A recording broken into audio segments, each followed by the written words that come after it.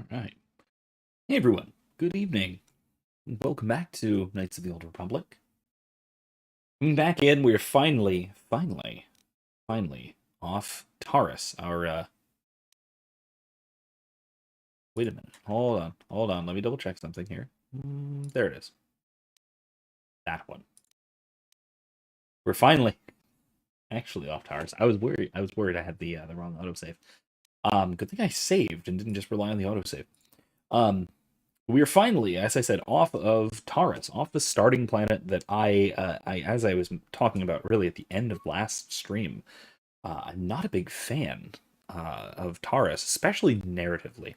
Design-wise, it's a well-designed level. It's a well-designed planet. There's a lot worth exploring and all that. However, I don't like it narratively one bit, for reasons that we've really talked about already, but I'm happy to go back into as well if you guys are still missing some context about that. But short version is that basically nothing you do, that entire in our case at least 12 hours of gameplay almost doesn't matter. So all of the people you help and such all basically wind up being annihilated by the Sith bombardment. And so now the actual game really starts. Now we get to Dantooine, where there's this Jedi enclave, or Jedi, enclave I think would be the term.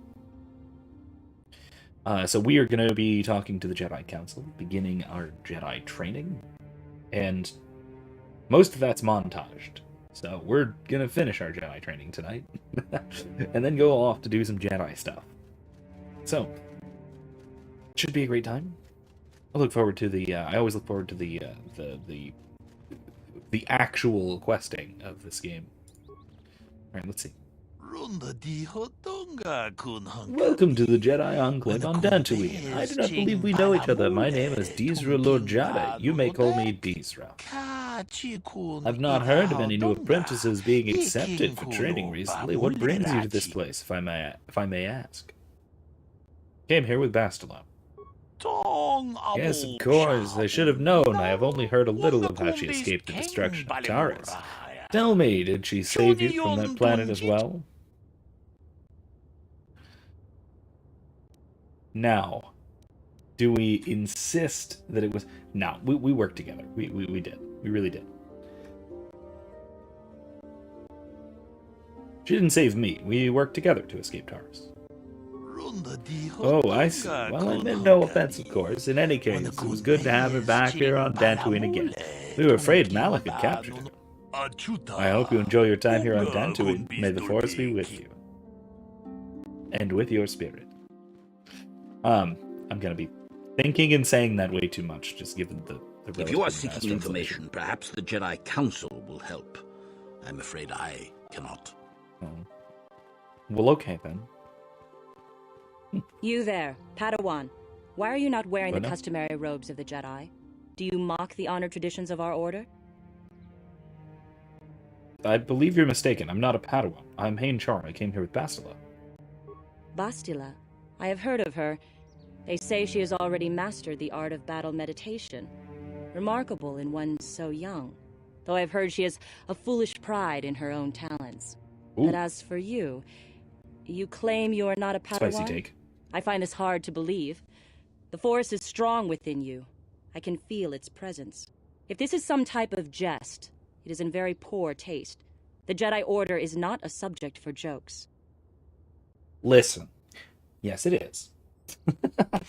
First of all, just because the Jedi Order is in a lot of cases, especially, maybe not especially now, but in a lot of times, in a lot of contexts, the Jedi Order is kind of a joking matter.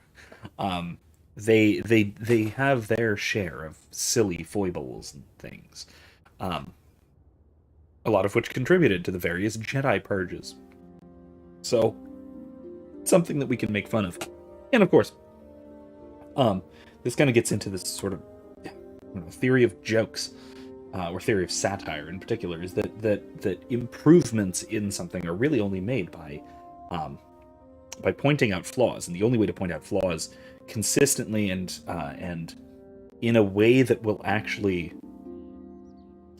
will at least more consistently draw real consideration rather than just anger or rejection is humor.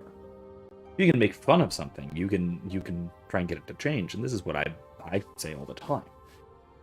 This is why I joke about things that are sort of, it's often considered inappropriate. Let's say, whether that is serious matters that are serious and can have negative impacts or might be emotionally difficult for people, or whether it's something that is in fact serious, and something that is not just in terms of emotionally close to somebody, but the kind of thing that should be taken seriously. Even when I'm teaching in class, I'm very often joking about things that are the actual serious subject matter of what I'm teaching and what I'm talking about and what we're trying to learn. And a lot of that is well, one, obviously in a classroom setting, it's to maintain attention, to keep people on their toes rather than just sort of lulling into boredom and that sort of thing. But also because if we take a matter too seriously, to the exclusion of humor, let's say, what that winds up doing is it closes our minds off to possibilities. If you're willing to joke about something, if you're willing to take something lightly enough to joke about it, and that includes ourselves, and that includes things that are fundamentally serious. If you can't do that, then you're going to get locked into a particular way of thinking, and that particular way of thinking may not even wind up being correct. Now, it may be correct, right? And so this is where we come to things that are quite parallel to what we have here. Things about like joking about religion, even about true religion, jokes about serious matters like that, even when we are correct about them. It lets you, one,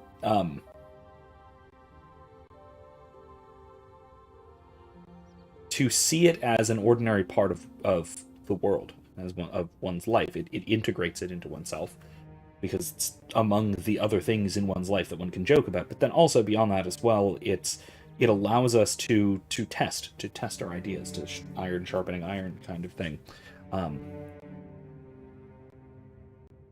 Because right ideas can stand up to mockery pretty easily, really. And again, there's a degree to which even humor about inappropriate matters can be inappropriate. And a lot of that comes down to context as well. In a context like this, wandering around just like joking with a master about whether or not you're actually a Jedi Padawan or something, or making a joke about not being a Padawan when you even if you were, hypothetically, that can be inappropriate, right? Because there's nothing there to be making fun of, unless you're doing this to make a point to someone specific in a specific way about, I don't know, the maybe, for example, if you wanted to raise a point about the overly restrictiveness, or maybe the impracticality of Jedi robes, of traditional Jedi robes, this could be a way to do it. The delivery would need work, because for a joke to actually function for a social role, for a social purpose, it needs to be funny. You can't just make a crappy joke and expect people to take it unseriously or appropriately, the way a joke should be taken. But in a case like this, you could make this a point about say, the impracticality of Jedi robes or something like that. Because Hayne's wearing body armor. He's wearing appropriate body armor appropriate to the setting, inappropriate to his skills. Excuse me. But also appropriate to the skills of a Jedi, at least a Jedi Padawan. He's wearing light armor, which is the kind of thing that a Jedi can effectively wear without a problem. It's just that traditionally speaking, Jedi don't, and under certain circumstances, that can be impractical, even if it's a matter of utility, even if it's not protection. Things like the attachment of technological equipment is much harder if you're wearing traditional flowing robes rather than a bodysuit with tactical attachment points and that sort of thing. Anyway, but that's something that this kind of humor, so to speak, could be useful for, I could see. But if he's just doing it for the ha-has, in a case like this, in a situation like this, that is, I can see that being correctly considered inappropriate. Anyway, I am telling you the truth.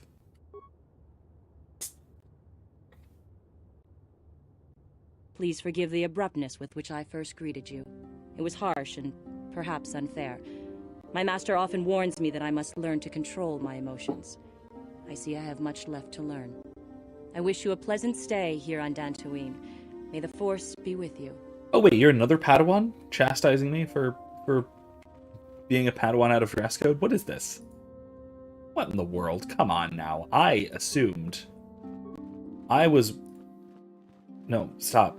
Stop. I don't want to go out. I wanted to talk to the droid. Hello, droid. I was assuming that was a master. I don't even think that was a knight now in retrospect. I think that was another Padawan saying, hey, you're not dressed like the rest of us have to be. What is it? That's basically just a Karen. Anyway. The Council has decreed you must not leave the Enclave. Please return to your room. I don't have a room. Yeah, I don't have a room. We're gonna explore over there, but let's talk to the Council first. I believe their chambers are this way. Yeah, I was right. Hey, Karth. How you doing? They're waiting for you inside. Oh, well, okay. Fine. Ah, Karen of so the Padawans, you are the yeah. one who rescued Bastila. It is appropriate you are here. We have been discussing your rather special case. I am Jar, a member of the Jedi Council. With me are Master Vrook, Master Vandar, and of course the chronicler of our academy, Master Dorack. Padawan Bastila, I am sure you are already familiar with. I appreciate you speaking basic, first of all. Isn't the Jedi Council on Coruscant? Yes, the High Council of the Jedi Order is on Coruscant, but we are the council in charge of the training facility here on Dantooine. Okay. So what do you want from me? Bastila tells us you are strong in the Force. We are considering you for Jedi training. Really, though? Really, though? If we know a little bit more about the plot of this game, the later plot developments, I'm not sure if this is the wisest decision that the Jedi Council could be making, knowing what they know, but whatever. Nothing would give me a greater honor than learning the ways of the Jedi. Master Jar speaks out of turn, perhaps. We need indisputable proof of your strong affinity to the Force before we would even consider accepting you for training. Proof?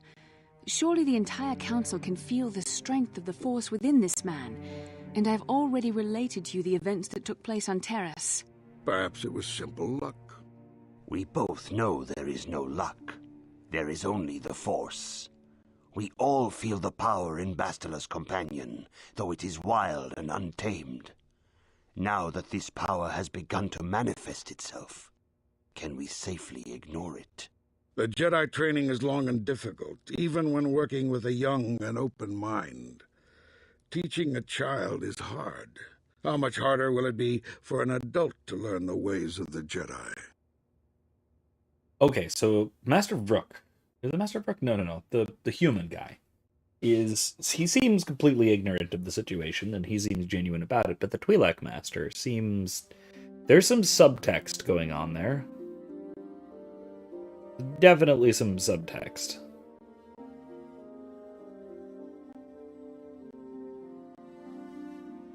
Anyway, we'll keep an eye on that, because it seems like the human master here is saying exactly what he means, and he's saying it straightforwardly. But it seems like this the Twi'lek master, he seems to know more than he's letting on, but maybe uniquely, which is odd.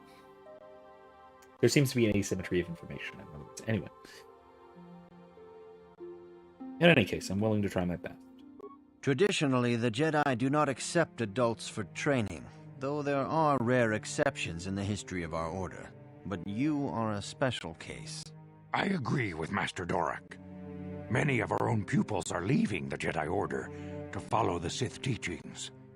We need recruits to stand against Malak. With Revan dead... Are you certain Revan is truly dead? What if we undertake to train this one and the Dark Lord should return? We should discuss this matter more fully in private. Bastila, you and your companion must go. This is a matter for the Council alone. Okay, so maybe he As you does wish, know a Master little bit more Vanda. about this. We shall return to the Ebon Hawk and leave you to your deliberations. Okay, so maybe he does also know a little more than he's letting on. Fair enough.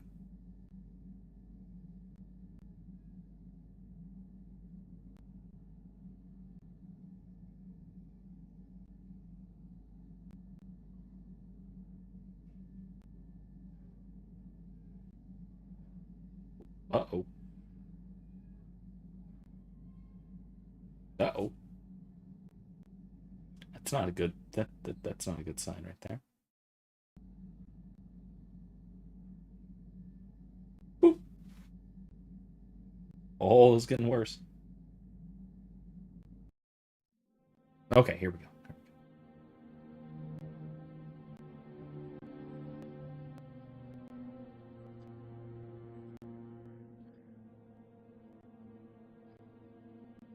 Revan and Malik pre-chin injury. The dark side is strong in this place. I can feel its power.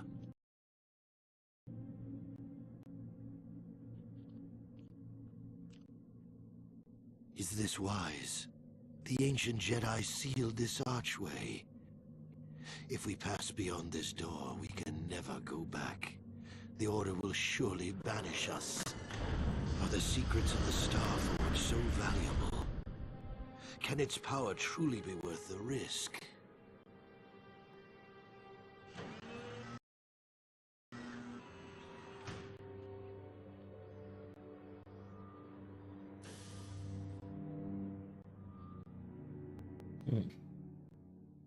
Starforge. This morning's getting stranger by the minute. First, Bastila comes out looking like she saw a ghost, and now you. Well, Bastila did mention that you should go to the council chambers before she left. It's no doubt urgent, so you shouldn't keep them waiting. I had a rough night. Well, I can't say I blame you. I haven't exactly been sleeping well myself. Here, I thought things would get better once we escaped Terrace. Did she say anything else? No, she didn't. She didn't seem well, as I recall, and for that matter, neither do you. Are you all right? I had a rough night, but let's go. You got it. Okay. So we bring Karth. We bring T3. Yeah. Okay. Before we do, something about that vision made me think of something, because I'm so when Malik was hemming and hawing about the power of the Starforge being really worth it, this being presumably what they were thinking, that this Starforge would be the only thing that would be capable of turning the tide against the Mandalorians in the war, and that's why they were willing to go for it, and, even despite the dark side presence and all of that, and the banishment of the Jedi and the restrictions, everything involved, they were willing to go for it anyway. This reminds me, I was just, because I've been rereading The Lord of the Rings, as I've mentioned before, and I'm on Two Towers, and I'm at the point where Gandalf is reuniting with Aragorn, Gimli, and Legolas, and they're talking about the ring, they're talking about Frodo. Eric says, "Oh, you're allowed to pester Karth, but when Karth asks if you're okay, you're allowed to say you don't want to talk about it." Yeah, that is weird. Like, I kind of would expect Karth to press that a little harder, but if he doesn't, he doesn't. Again, I fully expected an option there, honestly, to say, "Oh, I was having another vision. It was very troubling," or something like that. You can, of course, also just just basically act like nothing's wrong, but I was trying to lead into it, because, vision-y stuff. And related to that, like I was saying, there's this moment that's not in the Peter Jackson films, that I'd forgotten about, where they're talking basically about the strategic positioning of Mordor, Gondor, Rohan, and Isengard, and talking about who is opposed to whom, and who is allied with whom, and what could happen, and what will happen, and what role the ring might play in the upcoming conflict. So the first thing to note is that the way Gandalf predicts things, he is assuming, I think correctly, that at some point there would be a conflict between Mordor and Isengard. That Sauron would go after and try and stop Saruman, because Saruman would attempt to overthrow Sauron. That's why he was going after the ring. That's why he was trying to find it. Sending his orcs going to his Uruk-hai and such. Of course, this is this is kind of obvious just based on who they each are and what their goals are, that each are pursuing power for its own sake. But they're also they also want to try and exploit this to their advantage, and I think it was Gimli. Either Gimli or I think it was Gimli or Legolas. I think it was Gimli. Pointed out that if only they actually were closer to each other and Rohan wasn't in the middle, they would fight each other instead of us having to fight them and weaken themselves. But Gandalf points out that no, the winner would come off as more powerful than either, simply because the winner would take the resources of the other, and it would be now a combined force rather than now as it stands, the ideal circumstance where they distrust each other and they're not coordinating. And basically Gandalf's pointing out that is a major hope that they have. But he also points out that he says something really interesting, that the only way that we, meaning Rohan and Gondor, the Free Peoples, the only way that we could be sure of victory is if we had the ring. In other words, that if we used the ring to for combat, in battle, to lead forces into battle. And he's saying that this is exactly what Sauron fears, which is why he is marshaling his armies earlier than he had prepared for. So basically, he's chomping at the bit. He's trying to attack Minas Tirith before the ring can get there, and somebody, presumably Aragorn, lead the armies of men with the ring to overthrow Sauron. That's what Sauron's afraid of, but Gandalf confirms that, yeah, that would work. That would guarantee victory. I did not expect that. I especially didn't expect him to be so upfront about it. That, yeah, that would work. But of course, that has its own perils. And then he points out that Frodo is beyond his sight. That's where he says it, instead of at Minas Tirith with Pippin. But he says that Frodo and the ring are beyond his sight, that they are beyond us now. And we, after the breaking the fellowship and all.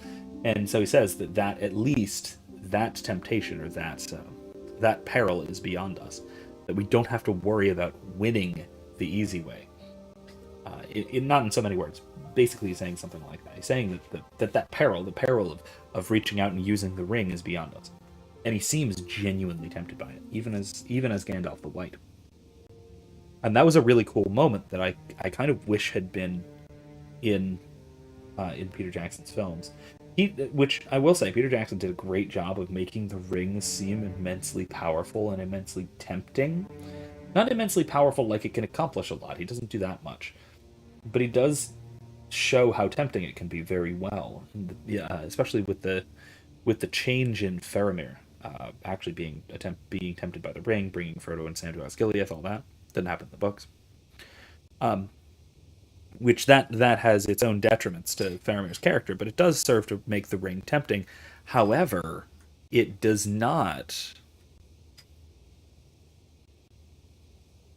It doesn't show the ring as tempting in the way of we can actually use this for something. It's more tempting of I will have this. It plays in the films, plays much more into the strength of the individual rather than it being, or plays to the weaknesses, I should say, of the individual, or what they perceive as their own strengths, rather than it being something like a temptation to power as such, which is what the ring is meant to be. The ring is meant to be the ring of power as such, the ability to accomplish one's goals without expending one's own effort. And that's the temptation, because that's the ultimate temptation. It's but that's I don't know. Everyone loves the Lord of the Rings films, the film trilogy, and rightfully so. They're fantastic. They're absolutely amazing. But the books are still immensely better. If you don't mind exposition, especially environmental exposition, and your occasional just random poem or song thrown in there for just sort of environmental world building, which I don't mind one bit. I love it, actually. That's my favorite thing about the books. Is just the massive exposition and discussions of dialogue between characters where they're talking about the world. If you don't mind that sort of thing, they're immensely better, and I'm sad that I haven't read them in like a decade. Pretty sad. I feel got to have again. But that is to say that as much as we are concerned nowadays with Amazon vandalizing the franchise, even Peter Jackson, as well as he did with it, didn't do it perfectly. And he made major changes that changed huge thematic elements, which mostly for the worse. The Ents are another thing. I've talked about that in another video. In one of my lectures, I've talked about the difference between how the Ents are treated, how the Entmoot works.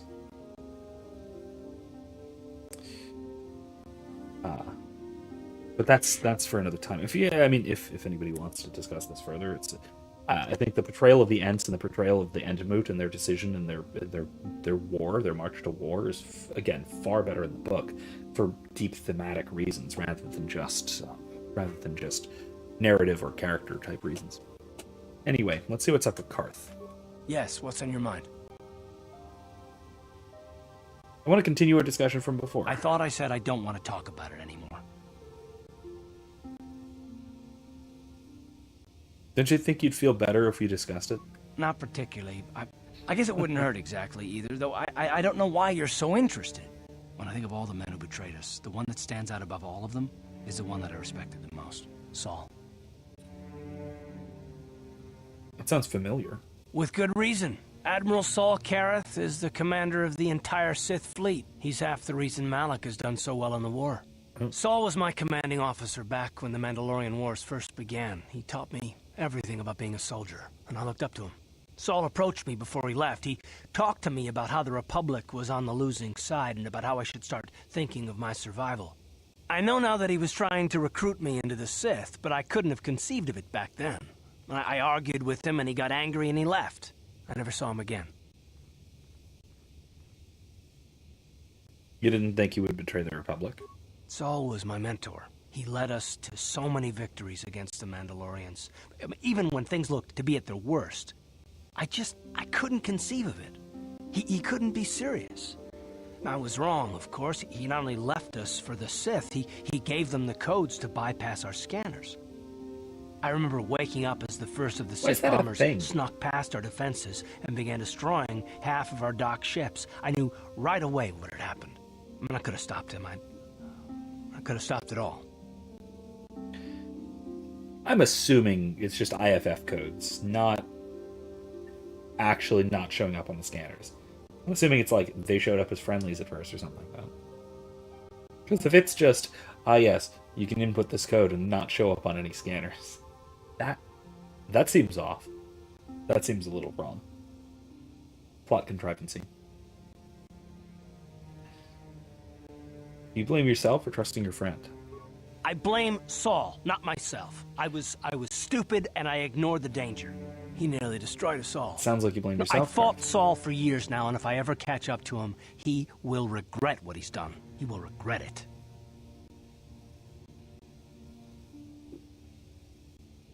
It's terrible. I feel awful for you. Well, there's more to the story, I guess. No. I don't want to talk about it right now. Let's go. Okay, relax. All right, Karth, relax. All right. Oh, wait, I can level him up. What? Level up. Let's do that quickly. Right to know. I don't have to worry about him being a Jedi. So. Strength. Yeah, I guess it does even it out. He needs another skill point, though. That's better. Skills.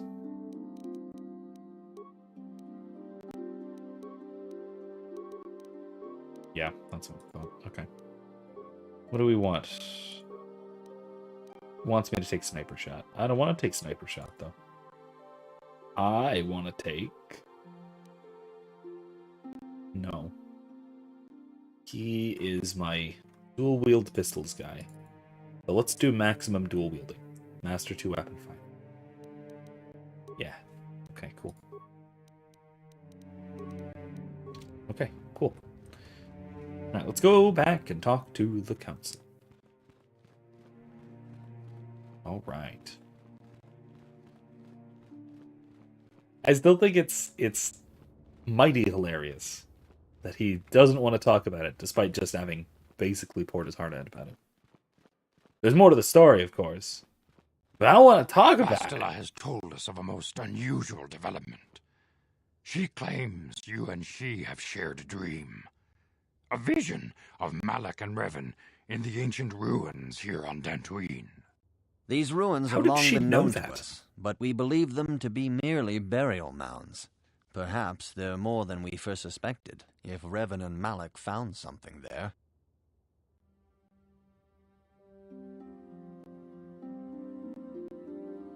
What? How would Bastila know if we shared a dream? She says she has felt your presence within the dream. The presence she has felt within you ever since... Master Vandar. Ever since Taurus. That was weird. It is not unknown for this to happen between two people strong in the Force. Bastila has described the shared dream to the Council in great detail. We feel it is more than a dream. It is a vision. The Force is acting through you, as it acts through Bastila. Have I mentioned before that... Oh, by the way, I figured my Yoda shirt was appropriate tonight. Or not? That whole thing? And it's got Yoda on the back. Anyway, I'm pretty sure that I have enough Star Wars shirts to wear a different one for each stream that we're playing KOTOR, at least one, and not run out, and not have to rewear any, but I'm probably going to forget. I'll probably wind up rewearing one at some point or another, but I haven't yet. I'm pretty solidly haven't reworn one yet. I don't actually know. We'll see. The other thing is that Saoirse, when we the first time we watched when we first watched Empire Strikes Back, this was actually a while ago. We need to pick back up. We need to actually finish. We still haven't finished Return of the Jedi. She doesn't want to see the ending because she's afraid it isn't going to be a happy ending, despite me telling her that it is. But she doesn't like sad parts and scary parts of stories, even though there's a happy resolution and stuff. Anyway, she's still 4. So, but anyway, she immediately recognized Yoda as Baby Yoda's dad, which is a weird pop cultural artifact because she's never seen The Mandalorian, but she has seen Baby Yoda everywhere. She even has a Baby Yoda, stuffed Baby Yoda. Just cause it's a thing. Because it's a thing. It's the cutesy thing that has absolutely nothing at all to do with the actual story he's in. Hey, Gavin Phoenix, welcome. You get a tea break. That's interesting. We Americans don't have such things. It is very Hobbitish. I kind of really love that. But in any case, it's a weird pop cultural artifact that she recognizes Baby Yoda and then associates Yoda proper as Baby Yoda's dad. It's also adorable, and I hope it's incorrect, but the timeline does match up.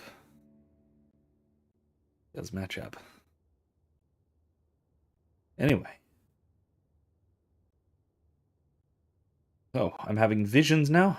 You and Bastila share a powerful connection to the Force. Yeah, we did throw away the tea breaks for and tea. That's true.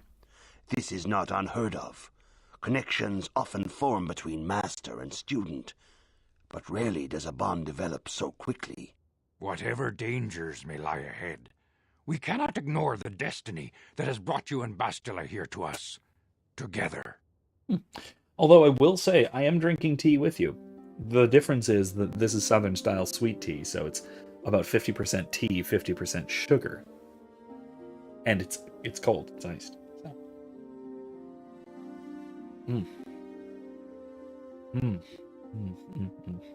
And that's the right way to drink tea. So are you saying I'm joined with her? You and she are linked, as is your fate to hers. Together, you two may be able to stop Darth Malak and the Sith. But do not let your head be filled with visions of glory and power. Such thoughts are the path to the dark side. The way of the light is long and difficult, as you must learn. Are you ready for such hardship?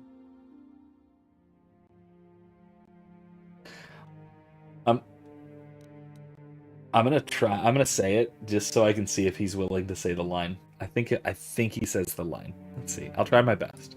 Understand that there is little choice in this matter, for you or us.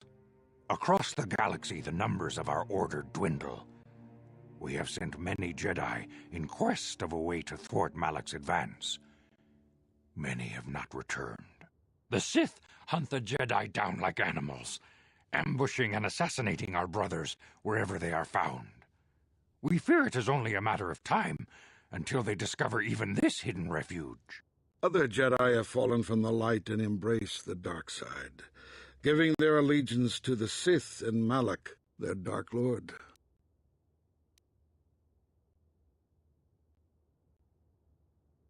Jedi returning to the dark side? The lure of the dark side is not easy to resist. Malak's power grows as more and more planets fall to his conquering armies. If Malak is not stopped, the Republic will fall, and the Jedi will be hunted to extinction. The galaxy will enter a time of darkness and tyranny, not seen for 1,000 generations. The Council has decreed that you and Bastila must investigate the ancient ruins you dreamed of, once the Council deems you ready. Perhaps there you will find some clue, some explanation of how Revan and Malak were corrupted, and perhaps there you shall find a way to stop them.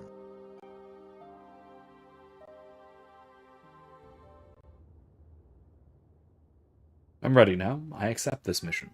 The Force flows through you like no student we have ever seen. But you are willful and headstrong, a dangerous combination. Before we send you to investigate the ruins, you must be trained in the ways of the Jedi, so that you can resist the darkness within yourself, within all of us. Otherwise, you are doomed to fail. Yeah, the voice actor for pre-Yoda, yeah, he did a great job. Now, don't quote me on this, and feel free to look this up. I'd be interested to see. But I think that might be Tom Kane, the guy who did the voice for Yoda in the Clone Wars. I think that might be him. But I'm not quite sure. I could be wrong about that. He's also the guy who does Admiral Yularen and the announcer voice in Clone Wars. So all of those. He's great. I met him actually. I met him at a I forget if it was Star Wars Celebration or Star Wars Weekends at Disney. One or the other. I've seen him in panels and stuff. He's a cool guy. Really cool guy.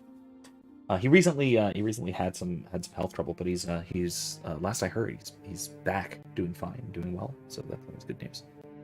He's one of my favorite voice actors because he has one of those. First of all, he's a great range. Then he also has a really iconic voice, which is the Admiral Yularen / announcer voice, which is a rare combination. Usually with a voice actor, they either have a really iconic voice, or they have a lot of range and they can do a whole bunch of different roles and different voices and different inflections and different accents and that sort of thing. And really the perfect example of each of those would be like Patrick Warburton on the one hand. If Patrick Warburton is voice acting for something, you know it's him because no one can do his voice and he can do nothing else than his voice. So Kronk, that guy, Kronk from Emperor's New Groove. On the other hand, you have somebody like James Arnold Taylor, who is the man of 1,000 voices. He's fantastic. He's incredibly versatile. I'll put a link in the description after the stream to some of his stuff. He also does a podcast about voice acting, but just in Star Wars, he is the regular voice double for Obi-Wan Kenobi. But he also does Plo Koon He's done a smattering of secondary characters. Oh God, I can't think of what else he's done, but he's got an incredible range, plus a bunch of other cartoons and shows and things. So like I said, most voice actors either have that really iconic voice. Another good example of that would be Jennifer Hale. She's a great voice actress, but it's Jennifer Hale does her Jennifer Hale badass woman voice. The only difference is the accent, and that's what she does, and that's all she does. But damn, she does it really well. She doesn't have the same kind of range, but Tom Kane really does. He's got both, and that's really impressive. Anyway, yeah, if somebody wants to look that up, I am actually curious as to who does the voice for. I think his name's Vandar, Master Vandar. Unless Vandar's the human and Vrook is the young Yoda. Either way, as you wish. We must begin your training at once. You have a destiny upon you that you must be prepared to face. The entire fate of the galaxy is upon you. I can only hope you will prove up to the task. Okay, training montage. I assume. I have to assume the path you have chosen to walk is difficult. Intensive training will prepare you physically. To truly understand the way of the Jedi, you must open your mind to knowledge. Seek wisdom in the teachings of the great masters of our order. A Jedi is never alone. Others in the Order will always stand by you. You and Bastila share a special bond. Do not be afraid to turn to her when you need help in your training. The way of the Jedi is difficult. It requires great discipline. Yet even though you are a mere apprentice, your potential is unlimited, and your progress amazing. In all my years, I have never seen one who has mastered the initial training so quickly. You've done in weeks what many cannot do in years. I am honored to welcome you fully into the Jedi Order. I almost feel like I should have called him Marty Stew. Will end, and you will be granted the title of Padawan, the lowest rank of those within the Jedi Order. Yet first you must prove yourself worthy. So there is like I said, there's a narrative reason. There's two narrative reasons, at least, for why he advances so quickly. One of them, huge spoiler. The other one, so I'm not going to talk about that one. But if you know what it is, then you know what it is. The other one, which I really think is a big deal, is this bond with Bastila, which makes sense given their closeness so far, and then also her battle meditation makes her very open to mental connections, to force connections. So that I think helps explain his proclivity with the Force and his ability to learn so quickly, especially with her being the one helping. But I like that. I think that is that's an adequate enough explanation, but not quite. I mean, it doesn't go all the way there. We still do need the other element of this, but it's again, this is just foreshadowing. All of this is foreshadowing for the major later plot twists.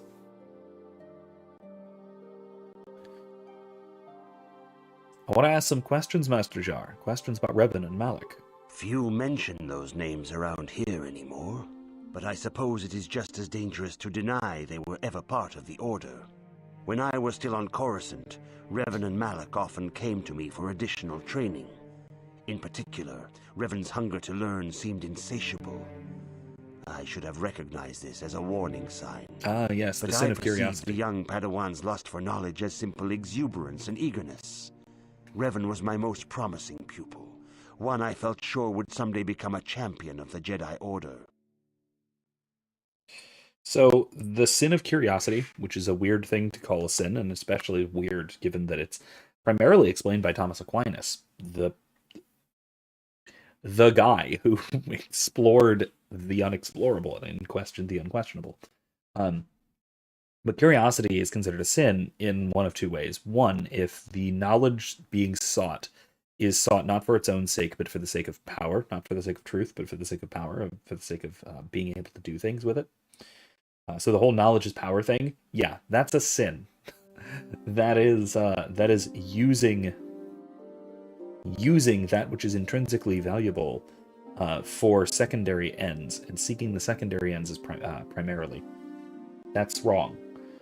In addition to simply seeking power for its own sake, which is wrong in itself, but also using knowledge, which is meant to be an end in itself, using that as a means for achieving something that is not intrinsically good, that's a problem. That's a problem of the sin of curiosity. That's one aspect of it. The more fundamental aspect and the broader aspect is learning not for the sake of knowledge, but for the sake of learning, for the sake of trivia, basically. Curiosity about trivia that does not matter and does not fit into the structure of one's knowledge can be considered the sin of curiosity, primarily because it distracts from genuine learning. It's the person who obsesses with learning a little bit about everything, rather than systematically learning a lot about a particularly important subject, commits the sin of curiosity. And I think here both elements are probably present with Revan. With wanting desperately to learn more for the sake of power, but then also for the sake of just learning to learn because he wants to know things, not because knowledge itself or the truth is a good thing, but rather to have more things to know and have more things to learn, that sort of thing. Anyway, so what happened? The Jedi Order moved too slowly for Revan and Malak. We were too cautious in their eyes. They always sought to learn far quicker than their masters felt was prudent. It is one thing to understand a lesson, but to truly comprehend it takes a wisdom that only comes with time. It needs to be integrated. Several years ago, when the Mandalorian threat first arose, Revan and Malak were eager to journey to the Outer Rim to defeat the enemy of the Republic. But the Council felt it best if we moved with care and caution. The true threat the Council feared had not yet revealed itself. That's true. But Revan would not be dissuaded. Charismatic and powerful, it was inevitable many of the Order would flock to Revan's seemingly noble cause. Malak was the first to join his closest friend. Others soon followed, many of our youngest and brightest, intent on saving the galaxy from the Mandalorian threat. Yeah,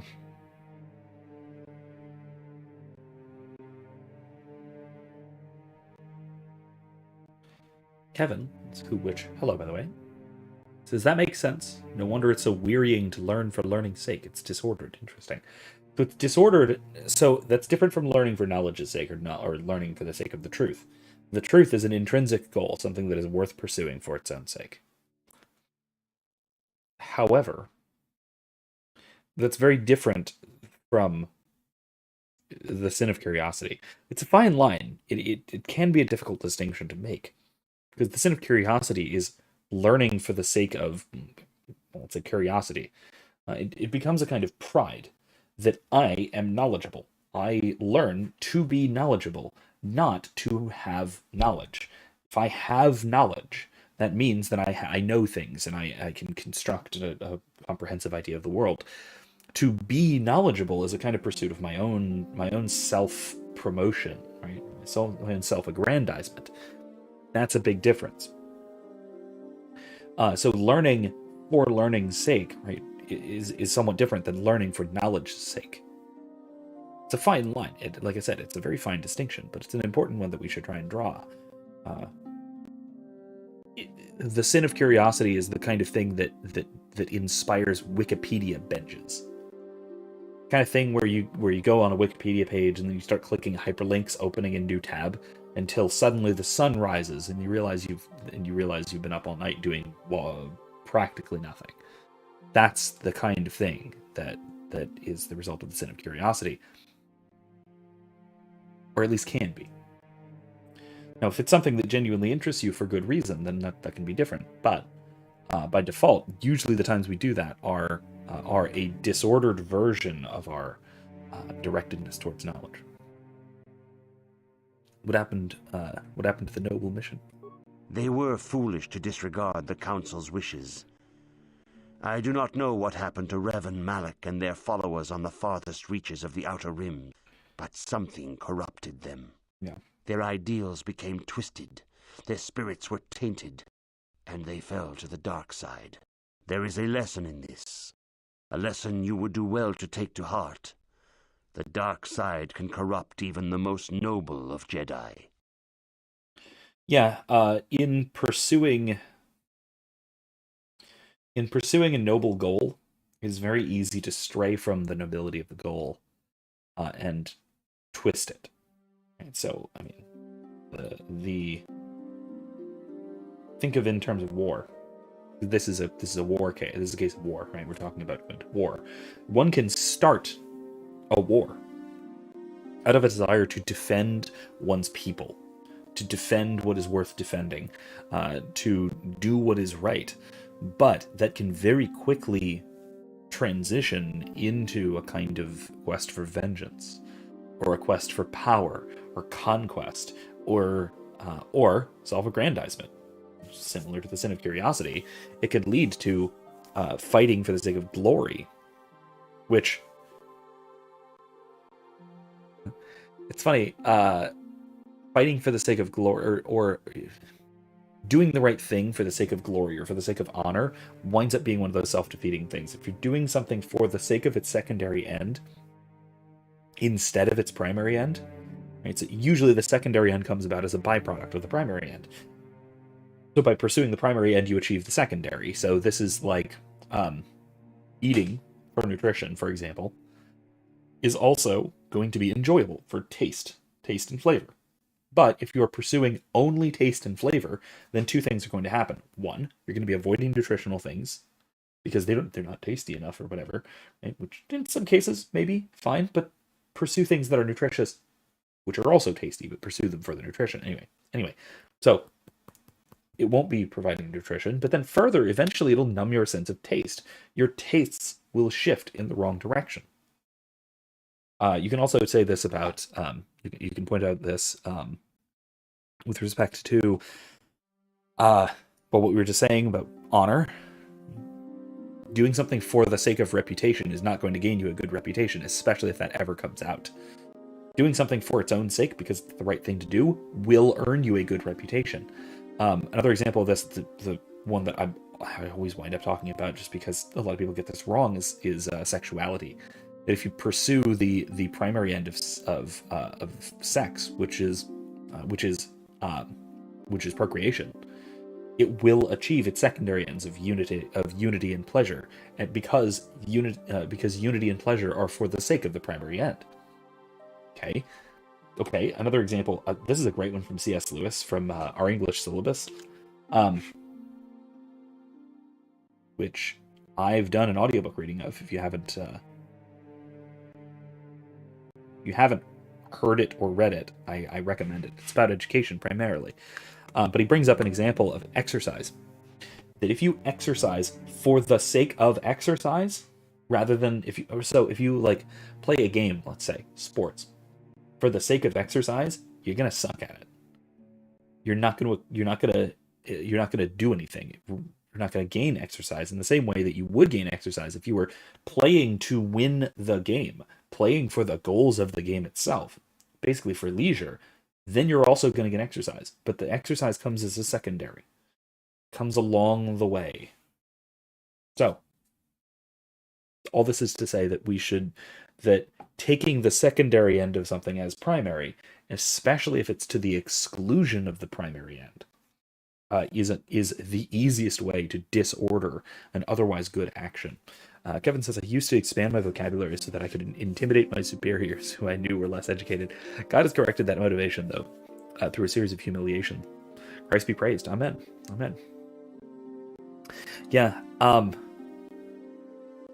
There's a different. Now, there are good reasons to expand your vocabulary, but what you're talking about, that's pride, right? That's just pride and domination over others.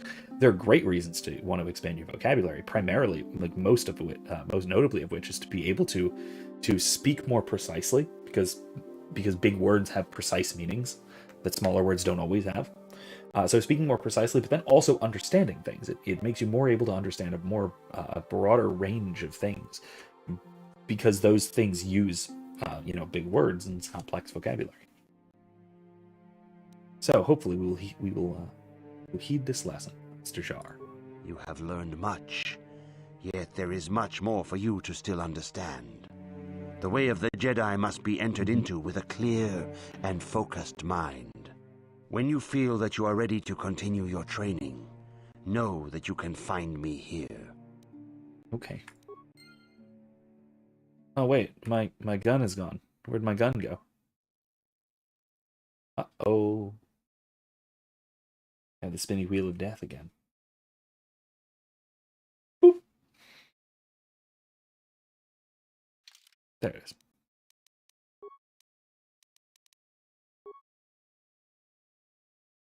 I mean, you know what? I'm not gonna. I'm gonna wait because I'm supposed to get the whole, lightsaber thing.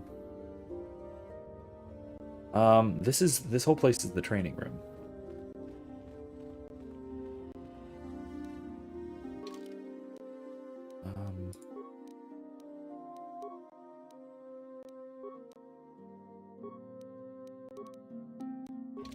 Alright, I'm just going to keep my droid with me for now. I don't think I need Garth. Alright, let's keep going. Greetings, my young pupil. Your progress has been most remarkable so far. Are you here to continue your training in the ways of the Jedi? I'm ready to continue my training. Soon your apprenticeship will end, and you will be granted in the traditions and customs of our order, as handed down from master to pupil for 1,000 generations. You must successfully complete 3 tests before you earn your place among the Jedi. What kind of tests? These tests will see if you have truly mastered the training you have been given, both mental and physical. Upon completing these tests, you will pass from apprentice to Padawan, and join in the ranks of the Jedi. First, I will test your knowledge of the Jedi Code. These tenets must always guide your actions. In everything you do, you must always be conscious of their wisdom. You must prove you have a Jedi's understanding of the Code. Return when you feel you are ready for this challenge. So, this is the origin of the Jedi Code. I say the origin, meaning like this is where it first appears. So it was basically made for this game. It was originally made for this game. Okay. Welcome, Sentient. It is important for the peace and harmony of all beings that the many paths of the Jedi Order be understood. Only through knowledge can all see the truth of the Force. Okay. Guardians train for battle and physical prowess. In contrast, Consulars seek master and the awesome power of the Force. Sentinels seek a balance between the two extremes. I always lean towards Sentinel because they give more skill points, but Consular is always also tempting. I never do Guardian. I almost never do Guardian. Ooh. Yeah, so... Yeah, it's also a distribution of Force points versus Vitality. So Sentinel gives you more health. Consular gives you more Force. You can use powers forever. You can just spam Force powers, which is nice. The Consular. Jedi Consulars seek to bring balance to the universe. They focus less on physical combat and more on mental disciplines in order to augment their mastery of the Force. Basic class attributes. Slow skill progression, slow feat progression. That's unfortunate. How about Sentinel? Strike a balance between physical and mental disciplines of the Jedi Order. Average skill progression, slow feat progression. I don't think I need feat progression so much. All I need is weapon finesse lightsabers, and then I'm good. Really.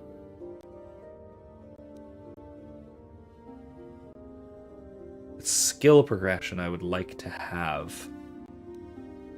I don't know. I'm thinking about it. Still thinking about it. Not the workbench. Where do I go to learn about stuff? Learn about the code. AT3. Where do I go to learn about the code? Masters? The council tell me that? If you have questions, you should direct them toward the Jedi Council members. Oh, well, okay. Kevin says, if you're introspective and analytical person, spiritual growth and maturity can seem overwhelming.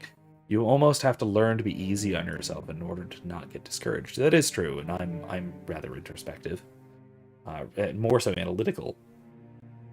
But I think that the most challenging part of that, let's say, is that I don't care about emotions, let's say, something like that. At least not for the most part. And so I don't have the whole emotional connection to religion sort of thing, except in rare occasions and almost exclusively in the presence of the Eucharist. That's kind of it. That's really the only real emotional connection I get to religion. The only other anything remotely like a religious experience I've had has been a Platonic style ascent sort of thing, an ascent to the contemplation of God sort of thing through the Platonist route, the kind of thing that Augustine talked about. And also admiration of beauty, transcendent beauty. The transcendentals are a path to the divine, I think, but that's again less reliable for those of us who are more introspective and more analytical, more thinking than feeling, let's say.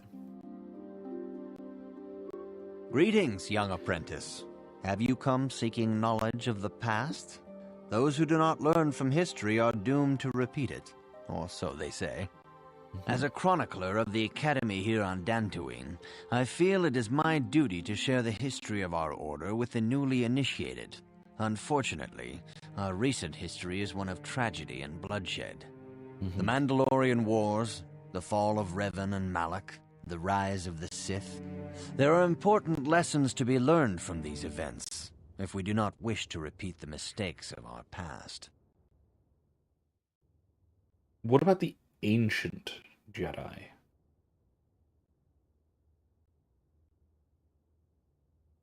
Very well, tell me the history of the Jedi.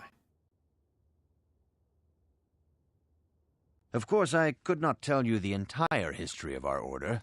The Jedi have existed for thousands upon thousands of years.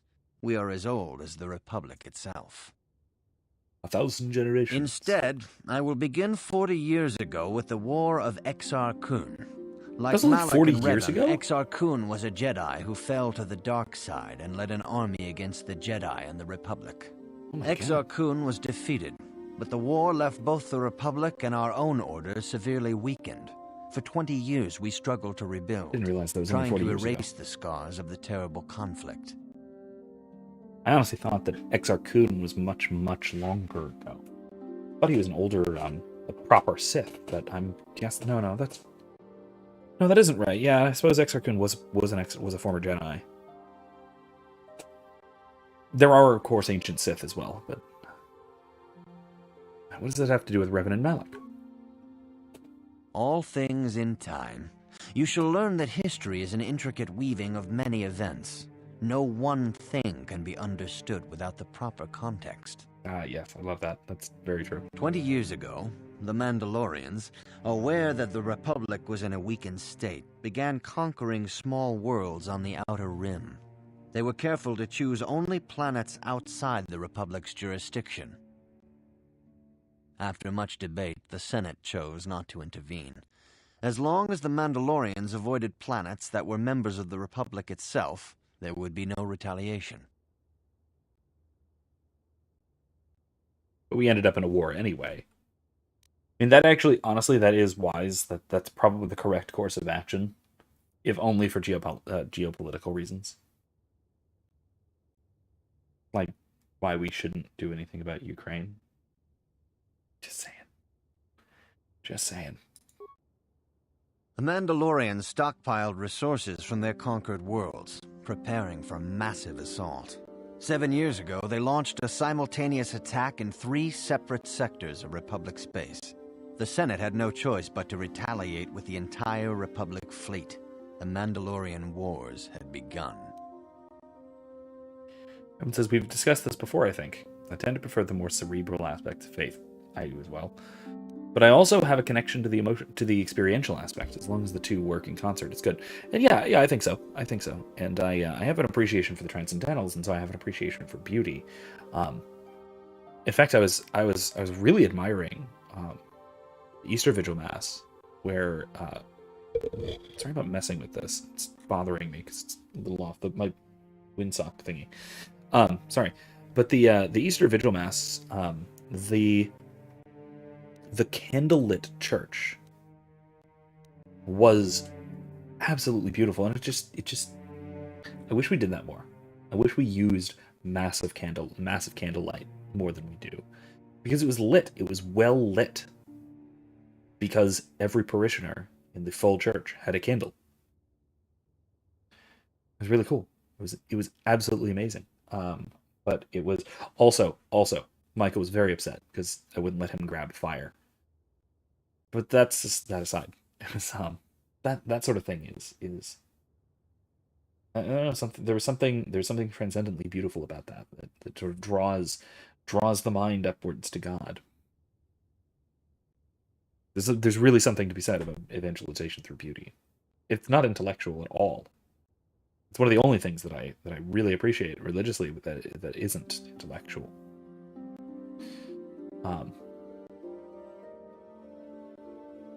Yeah.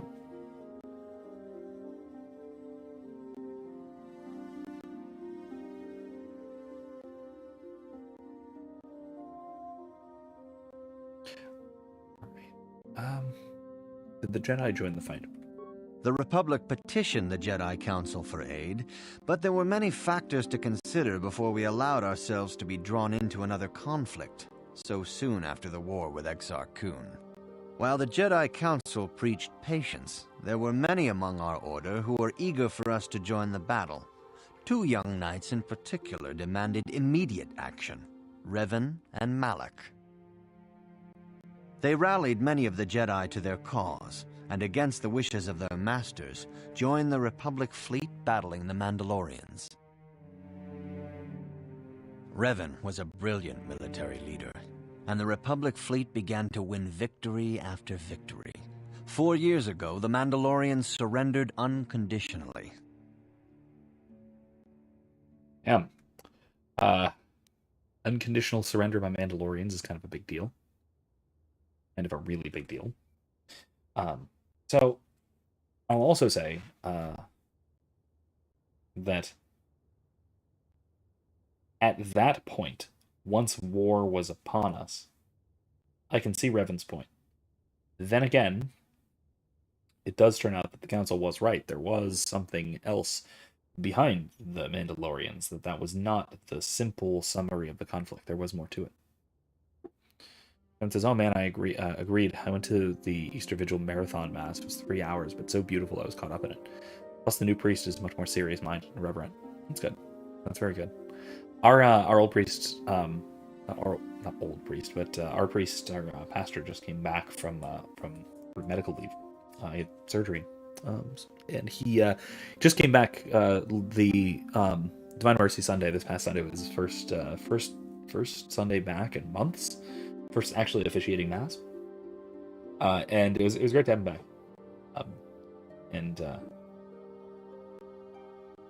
but yeah, it was good to see him. Good to see him doing well. Good to see him back at mass and officiating and all that.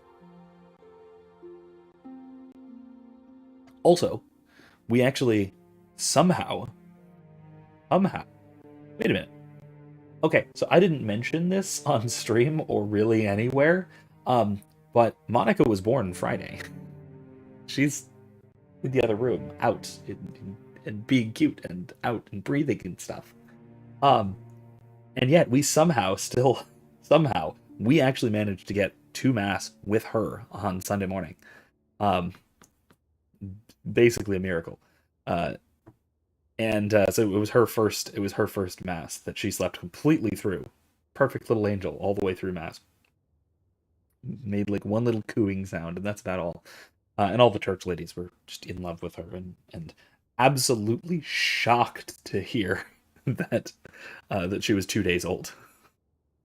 But yeah, we are doing very well. Everything's great. If you didn't know this, and if you're wondering, oh, you saw the pictures on Erica's page, yeah. Okay, I figured I know I didn't mention it on stream, so I figured I had to clarify that, but yeah. So that's great. It was fantastic that we're all bouncing back so relatively quickly. I suppose it's also just a matter of, the third kid. You get used to it. Things go easier. Also, yes, Erica, we had D&D on Saturday. We had our usual D&D game on Saturday night. Now, to be fair, in retrospect, I was a little tired. I was a little flumpy running the thing, but it still went well. Still went really well. That was basically a couple of hours after we got home from the hospital. I was amazed. Amazed at how well everybody's doing. Monica included, the other kids included, Erica, of course. But yeah, it's been fantastic so far. It's great. So how did Revan fall to the dark side? Revan and Malak were heroes, the great saviors of the Republic. A third of the Republic fleet was under their direct command. And then something happened. Instead of returning after the war's end, the ships under Revan's command went deep into unexplored space. They claimed to be searching for the last remnants of the Mandalorian fleet. All contact was lost. For many months it was assumed some great disaster had befallen the entire fleet. Everyone thought they were dead. There were unsubstantiated rumors of Revan and Malak being seen on a number of different planets during these months. Scattered sightings that were never confirmed. Where'd they disappear to? Perhaps they simply went far beyond the edges of Republic space. Maybe they found previously undiscovered hyperspace routes to the ends of the galaxy. Nobody knows for certain. 3 years ago, Revan and Malak returned at the head of a massive invasion fleet. Revan had assumed the title of Sith Lord. The hero had become a conqueror.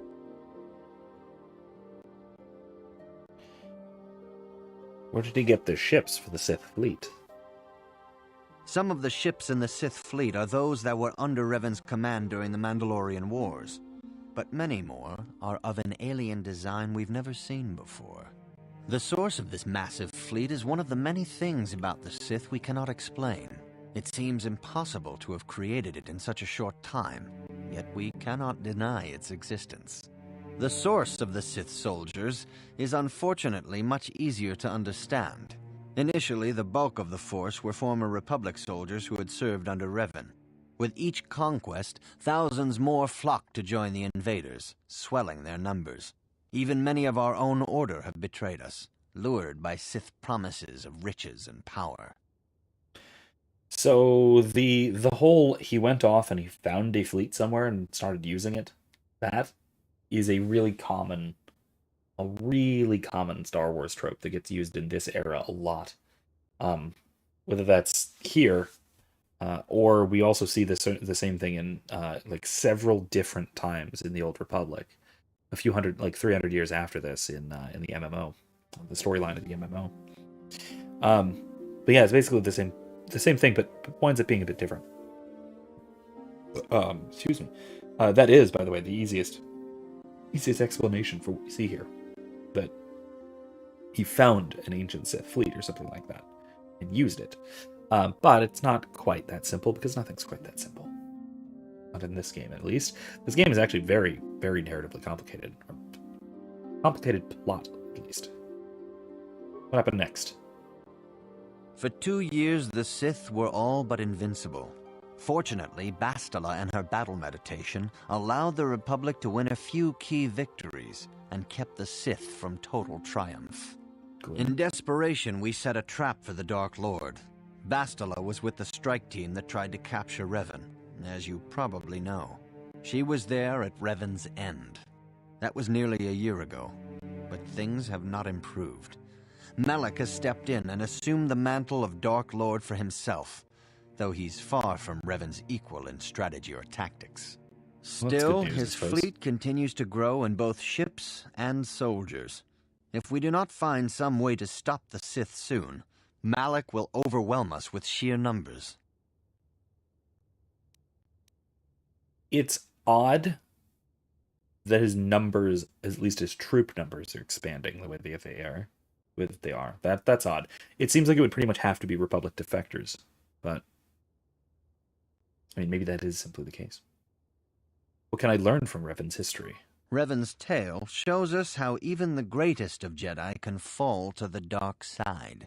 You must always be on guard against the evil that dwells within you. Think hard upon this lesson. I will think on this, Master Dorack.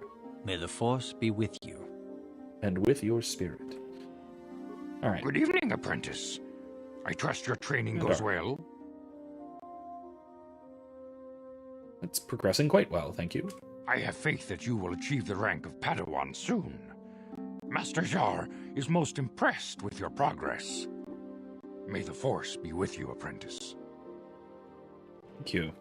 I see you insist on wandering the halls of our enclave when you should be busy studying your lessons. Yeah, well, kind of, but your training's going well. It appears that soon you will achieve the rank of Padawan. Master Jar is most impressed with your progress, but I cannot help but wonder if you move forward too quickly. Thanks, I guess. I'm gonna ask Vandar Good evening, about apprentice. the Jedi Code. I seek knowledge of the Jedi Code. All Jedi must know the Code. Its tenets are the fundamental teachings of our order. Think and meditate on these truths, apprentice. There is no emotion. There is peace. There is no ignorance. There is knowledge. There is no passion. There is serenity. There is no chaos. There is harmony. There is no death. There is the Force. I have faith that you will achieve the rank of Padawan soon. Master Jar is most impressed with your progress. May the Force be with you, apprentice. Okay, well, that's the Jedi Code. One thing, okay, so there's two alternate sort of translations or versions of it. One is the one we just heard. The other is, rather than saying there is no... where does it start?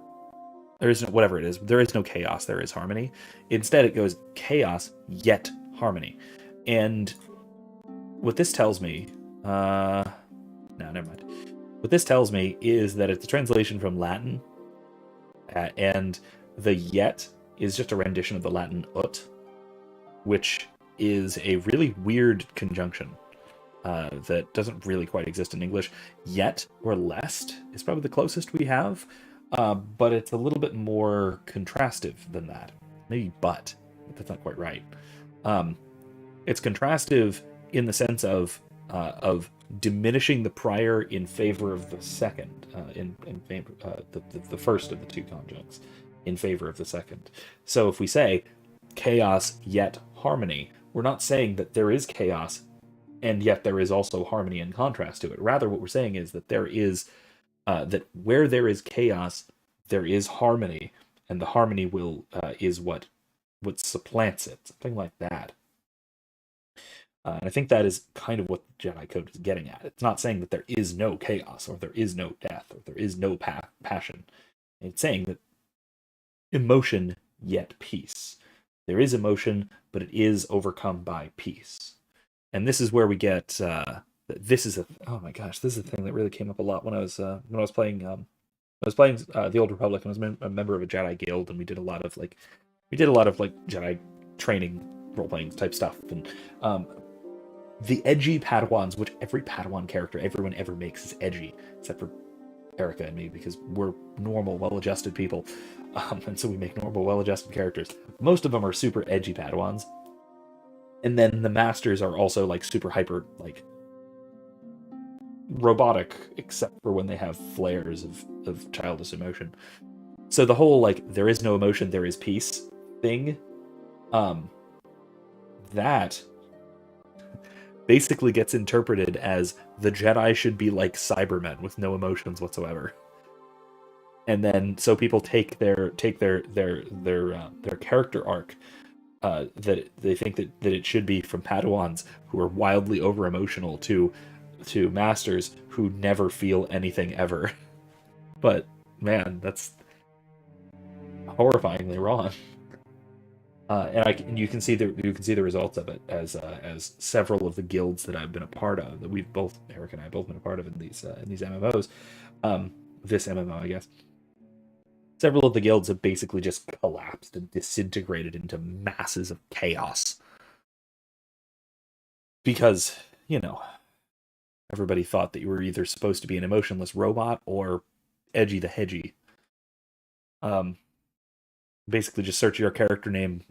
Google search your name, the Hedgehog, and just pick the first image, and that's what your character is supposed to look like. Kevin says, I thought that was part of the so-called gray code. Yeah, cowardly nonsense. No, it's not. The gray code is saying that, well, both can exist together. The light and the dark are two aspects of the same thing. Which, by the way, is canonically Sith propaganda. So the new Jedi Order series... What's the new Jedi Order series? No, it's whatever comes after that. The one that comes after the new Jedi Order series. Fate of the Jedi, maybe?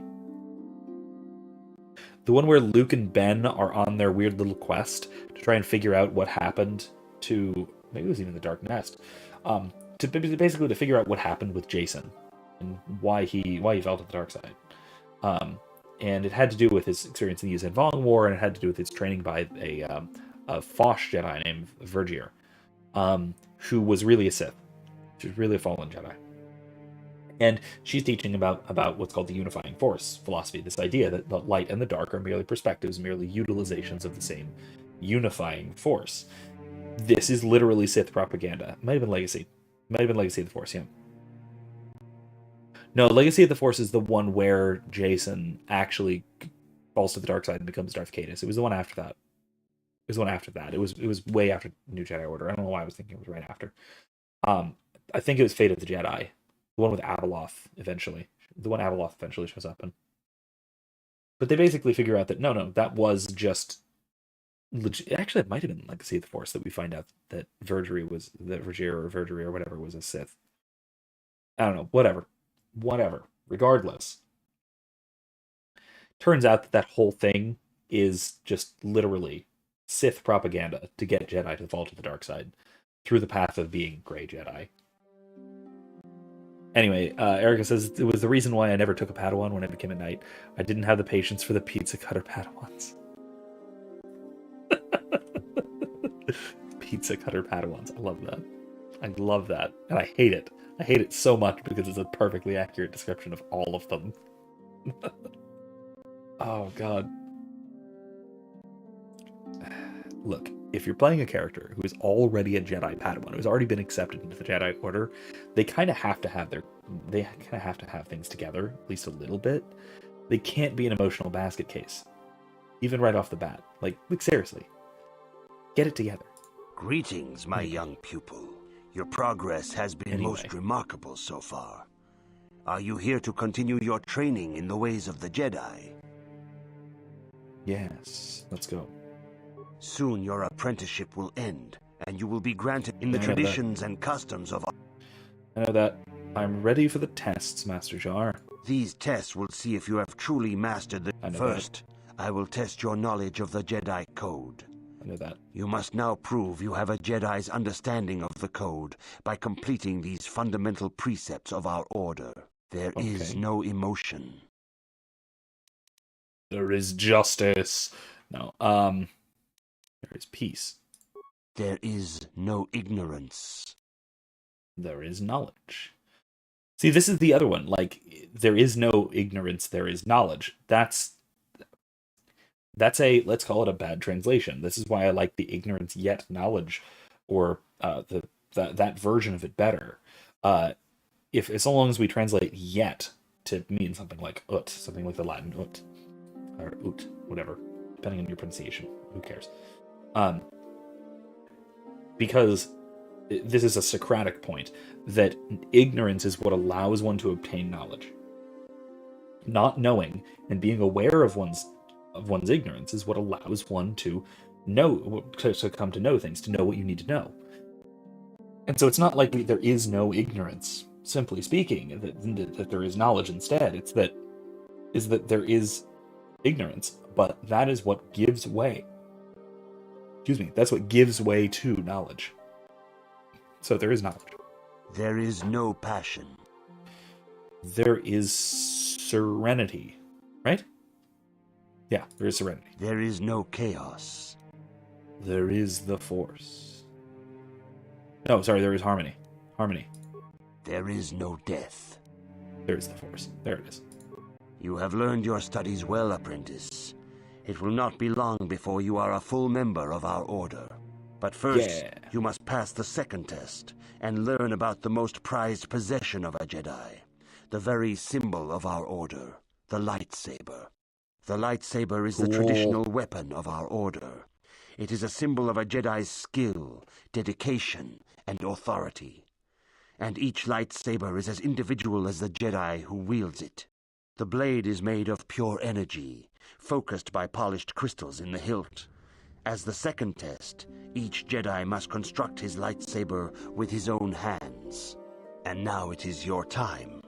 Speak with Master Dorack, and he will guide you through the choosing of a crystal. All right. Hold on a second. You guys want to see mine? Oh, hold on. Be back in just...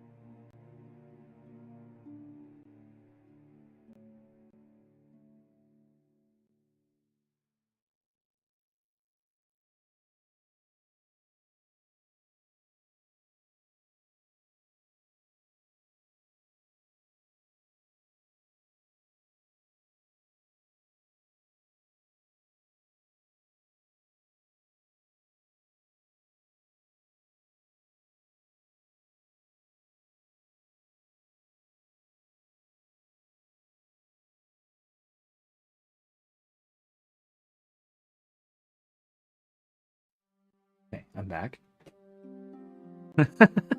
Erica says, yeah, we have multiple lightsabers. And the one he's about to show you was over $400. Actually, I think it was like $350, but it was still a lot. We got it in Star Wars Celebration 5 in Orlando. Also, this is a true story, pointed it directly in his eyeballs and turned it on because I'm stupid. Basically, you know the thing that Luke does in A New Hope? Where immediately he's handed a lightsaber and he just goes, huh. It's so tempting. It just feels like the thing to do. And then, of course, I turn the damn thing on because as you said, I am not bright sometimes. Anyway, this, you may have seen this before. This hanging in the background of a video or two. But this is delightfully done. There is a blade that goes into it that I have over there somewhere. That I didn't grab. But little on-off switch, toggle, belt loop, whole shebang, and green. I'm not going to point it directly at the camera. I don't want to ruin my camera forever, like I ruined my eyeballs. But I love this thing. It's gorgeous. It's absolutely gorgeous. Like I said, you probably have seen this hanging in the background of one or two of my videos. At least the one that I talked about, Force Ghosts. So there it is. Anyway, beautiful. It's called Sasala, which is because it's the lightsaber associated with or of a character of a Star Wars character of mine. Draven, same guy as I have as an NPC in a lot of D&D campaigns and such. Who is the Star Wars version of the character is a Corellian Jedi, so a green Jedi. Hence all of the green and the green and gold kind of patterning and such. And Sasala is Old Corellian, so the Corellian language, meaning the place of, or the paradise of wise fools. Basically, it's a way of saying agree to disagree. Something like that. Who do I need to talk to for this? Not that. Jedi tribes. No, I'll keep talking to her after. But yeah, it basically means that it's when the ability to come to an agreement breaks down. It's said that we have met in Sasala, in the place of in the paradise of wise fools, that we are so wise so as to be foolish to each other, and we can live our own way. And I thought that was a clever little pun for when the ability to have conversations and come to rational agreements breaks down. That's when the lightsaber comes out. It's a play off of the aggressive negotiations thing. All right. Wait, I didn't look. What was it supposed to do about this? Speak to Master Dorack. Determine what sort of path within the order you wish to follow. Ah, crap! Now I have to actually decide. Which one's Dorack? He's the historian. Okay, chronicler, not historian. All right, so I need to actually pick my class. You've come, young apprentice, at Master Czar's bidding. He sees great promise in you, as do I. The time has come for you to choose the color of your lightsaber. This color also reflects your demeanor and position within the order. Colors are there? Blue is the color of the Jedi Guardian. Nah. This Jedi battles against the forces of evil and the dark side. They focus more on combat training and use of the lightsaber. Nah. Yellow is the color of the Jedi Sentinel. This Jedi ferrets out deceit and injustice, bringing it to light. They focus less on combat and more on other skills and abilities. Kind of. Green is the color of the Jedi Consular. This Jedi seeks to bring balance to the universe. They mediate between other groups, using their powers to end conflict and preserve peace. All right, guys. What do you think? Sentinel or Consular? Which one do we want to do this time? Do we want to do the mix build one, which I'm leaning towards? I'm leaning towards the Sentinel build. Or do we want to go Caster and go Consular? I'm leaning a little bit towards Sentinel. Only a little, though. As you know, though, I do love green. I love me a good green lightsaber. So, I mean, love me a good green lightsaber. In fact, I have a double-sided green lightsaber. Also, move that one over. I didn't bring that. Did I? Where's it? Oh, it's not around here. Where? What the?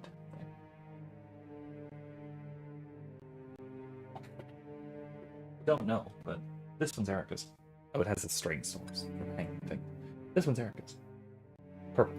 Oh, it's... Uh-oh. I swear it's not supposed to be red. That's awkward. It does that. I need to replace the batteries, apparently. There's two LED, there's LEDs to make it purple, and so it's red when the blue goes out. Anyway. Where is my double-sided lightsaber? Uh-oh. I thought I had that one around here. It's fine. It's fine. It's very similar to Erica's in that note, except it's purple. Batteries are dying, apparently. Yeah. As the batteries slowly die, you fall to the dark side. Yeah, I don't know. I could be in a corner up on the top of the bookshelf. Yeah, I could be up there. I'd have to like stand up and move around for it. Oh well. Or leading up somewhere as well. I don't know. I'm leaning toward Sentinel, though. That yellow blade. I don't love yellow lightsabers, honestly. But I do like being a Sentinel of the three. Man. Yeah, I gotta go Sentinel. If I wind up getting a new That's also sharing a class with Bastila, so she's almost always going to be in our party, and that's going to double up on things. But I can spread our force powers around and stuff, so it shouldn't be too much of a problem. And I get enough skill points for stuff. So yeah, you know what? Yeah, let's go Sentinel. Let's go Sentinel. Indeed. We shall see. I will now ask you questions, and your responses will indicate which class you lean most towards. Oh, A woman and her small child are beset by a desperate-looking group of thugs. They're menacing her with weapons, and she screams to you for help. What do you do?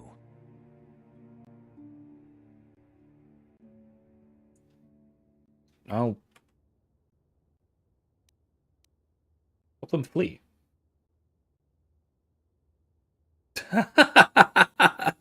Oh god. Kevin asks, how long till Musk buys Disney? God, it's, first of all, Disney's way bigger than Twitter. It would cost a lot more. I don't know if he could actually do it. Especially not after having just bought Twitter. That's a lot of money.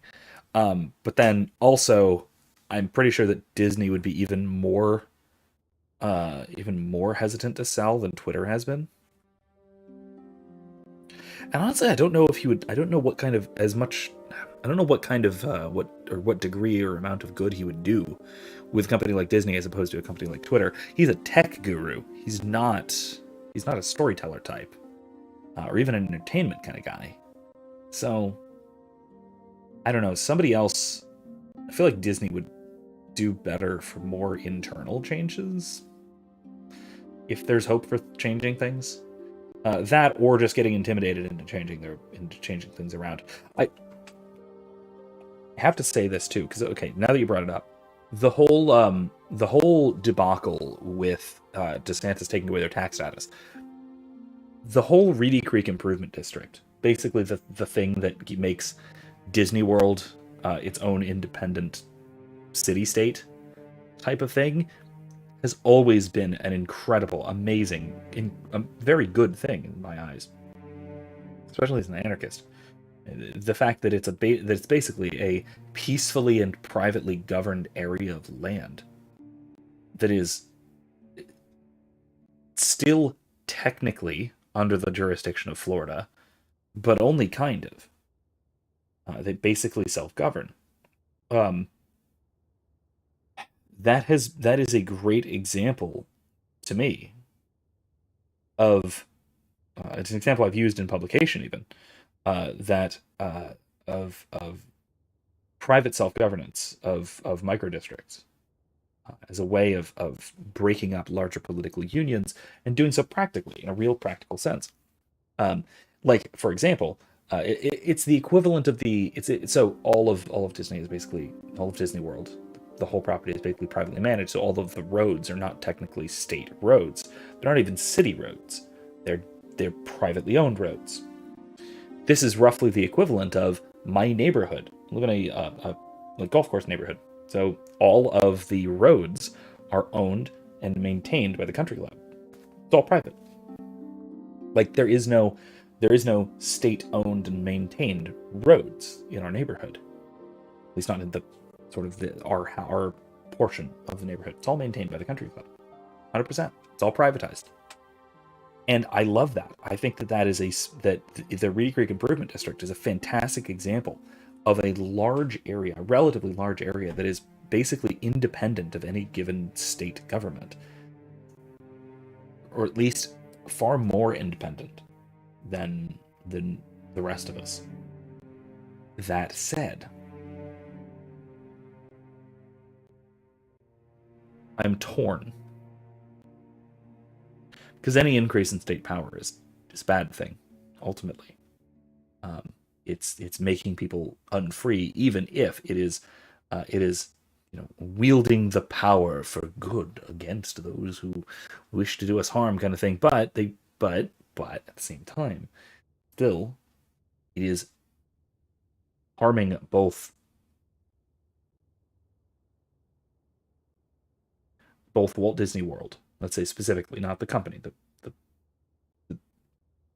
Reedy Creek Improvement District, let's say, as well as the rest of us, by integrating it into the state. And it's the kind of thing where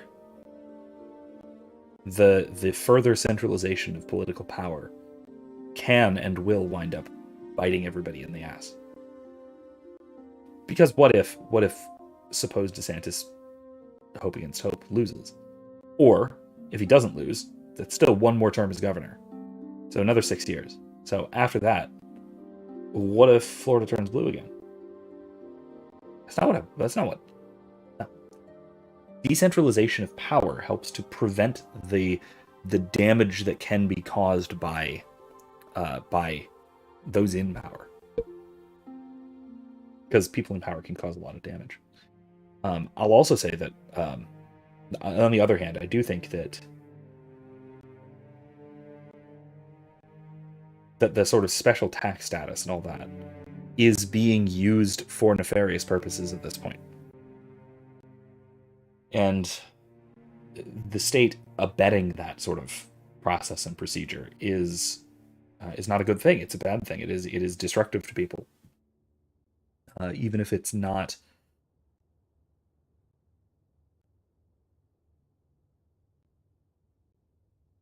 Even if it's what should be done universally, the fact that it isn't, and is being done selectively, and those for whom it is being done are using that special privilege, which everyone should have, but it's exclusive to, in this case, Disney World. But they're using that special privilege for nefarious purposes. Yeah, I don't know. It's Kevin says, I bet if it went blue again, the D's would reverse DeSantis just a signal. No. I'm almost certainly not. They would not grant civil autonomy. At this stage, in sort of our society, they would not grant civil autonomy. What they would do is they would start governing in a way that would be conducive to Disney's interests. But they would still have the Reedy Creek Improvement District, Disney World, under their thumb. It's just that pressing under their thumb would be the kind of pressing that Disney can deal with, and the kind of pressing that is ultimately beneficial to the corporation. That's what would happen. That's the difference. They would definitely not emancipate a district from state control. They would use state control in a way that's in accordance with their allies. That's all. Almost no one in politics right now is willing to give up power. That's troubling. Even DeSantis is it's one of his worst faults is that he does have this sort of, he maintains this sort of chokehold on power and insists on using it very strongly. That, and another reason I'm still I'm still a bit apprehensive about him running for president is that last I checked, which admittedly was when he was running for governor the first time, he's fairly hawkish and neoconish, like George W. Bushian, in terms of foreign policy, and that's far from a good thing. That's not. That's bad. That is worth avoiding. Basically, if he were to be president, some of the best things he is able to do in Florida, he would no longer be able to do, and he would suddenly. It would accentuate his worst qualities. So I think honestly, he would. Not just to be selfish a little bit. I want him to stay here. He's a great governor. He needs to keep doing it. This one, honestly, this is a move about which I'm fairly mixed. I have mixed feelings, mixed thoughts, mixed assessment. But the whole Stop Woke Act, the whole school thing, that's perfectly executed because it's how it functions is it allows parents to sue for damages done. Which is exactly how these sorts of things should be handled. So help the family to flee. Indeed. Very well. On to the next question. You are in combat with a dark Jedi allied with the Sith. There is a pause in the combat. What do? Try and find a weakness in his technique. Tactics. Yes, I suspected as much. Now for the next question.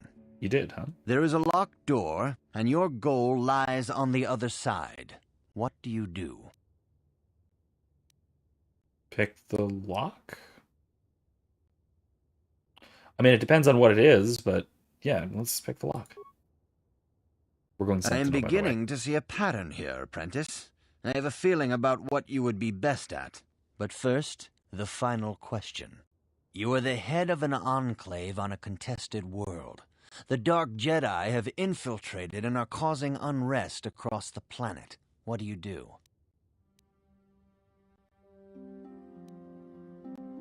I was just saying, let's not coordinate with a planetary government. That's silly. No, lure them out. Let them expose themselves in a trap. Yes, I thought as much. As I suspected, you would be most suitable as a Jedi Sentinel. Which color and path do you believe yourself most suited to, apprentice? Yellow, the path of the Sentinel, I think. Here is a yellow crystal for your lightsaber. Go speak to Master Jar again, and he will instruct you in how to construct it. Yay, Bastila and I are besties. Alright, so, recommended? Intelligence, huh? Or no, wisdom. What does this do? Oh, force points.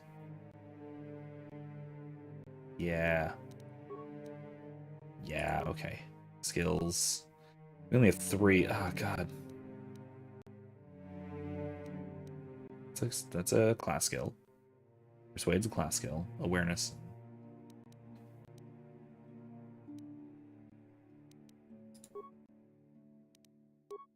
No. Let's go stealth. And let's do security.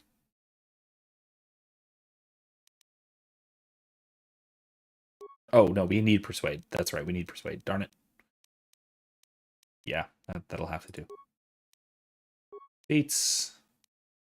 Okay, we have lightsaber proficiency and Jedi defense. Improve dueling.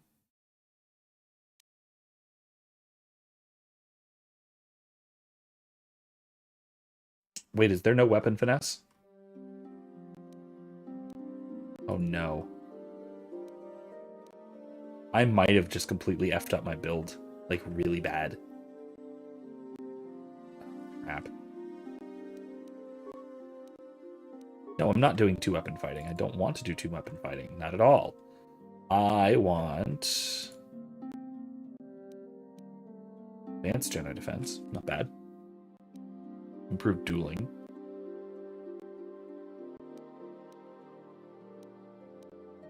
Toughness. You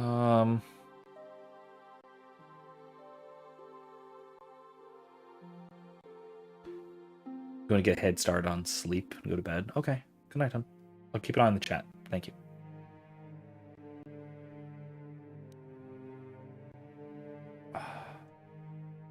Could use implants, but no. I think I need either slow feet progression, so I can't. Yeah, I think I screwed up my build. Oh no, because lightsabers use strength. Exclusively use strength.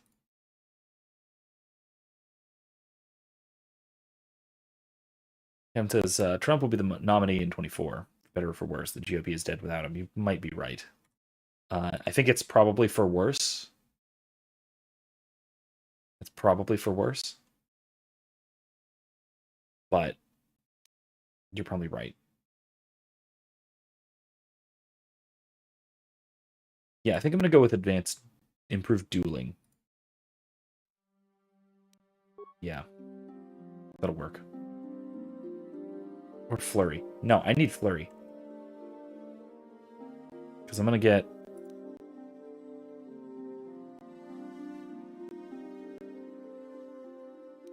Yeah, I'm going to do flurry. Powers. I get 2 powers. I need cure. I don't have the prerequisites. Oh, I need to be level 6. Oh, right. Burst of speed. And level 9. It's aura. Valor.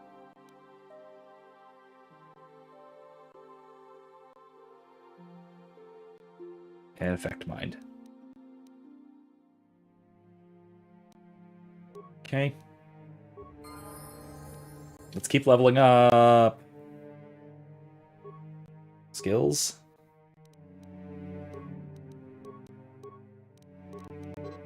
Oops. Demolition? No. Let's go with security.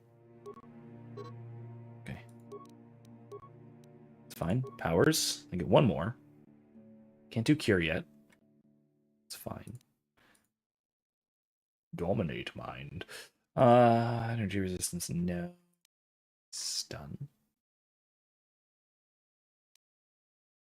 Push, or then whirlwind, probably.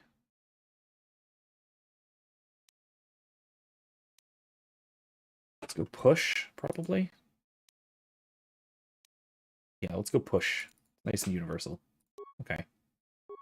Accept, level up, skills, stealth, persuasion. Let's go.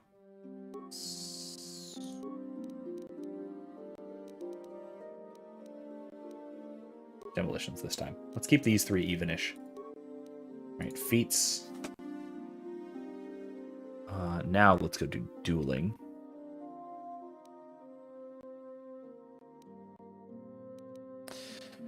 Kevin says it won't matter. The elites have pulled the fake voting lever, but next time they'll tighten the margins and make it look more natural. Yeah, you're probably right. You're probably right. Cure, we need cure. Level up. Skills. Let's go awareness. Yeah, I mean, look. They've pulled the fake voting lever. You say that like this is a new thing, because it's not. This is, Let's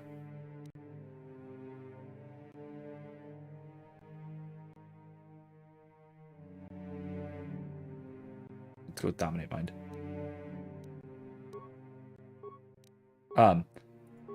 You say that like this is a new thing. It's definitely not. There has been, for a very long time, there have been... Elections have basically been fake for a very long time. Possibly as long as there have been elections. Certainly, if you look to... you look back to the Kennedy election, for example. Think about... so, more recently, there was this question about bellwether states and bellwether counties. So this time, it was interesting, odd even, that all of the bellwether states, Florida and Ohio most notably, both went for Trump, and yet Biden was ultimately installed. The last time this happened, the last time it occurred, where Florida and Ohio were both went to the loser, let's say, in a national election, any national election, not just president, but anything that has been on the national level. This includes amendments and everything. Not that that's relevant because it was longer ago than this, but the last time this happened was the election of John F. Kennedy. You know anything about the election of John F. Kennedy, you know that it wasn't exactly on the up and up. Of course not. Well, let's do stun. Actually, let's remove this. Hold on. Let's recommend it. Stun? Oh, yeah, okay, cool.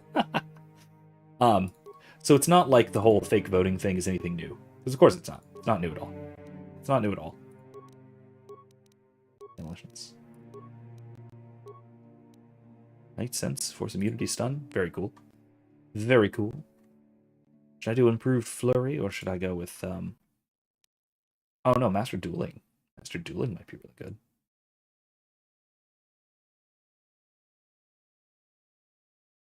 Yeah, let's go Master Dueling. Powers. Night Speed. Okay, cool. We're leaning light side, and we are level 9.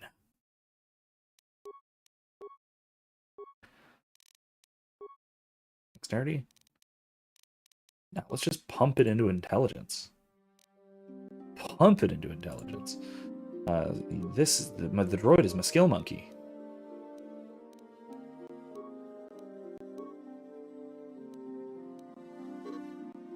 Can't do that.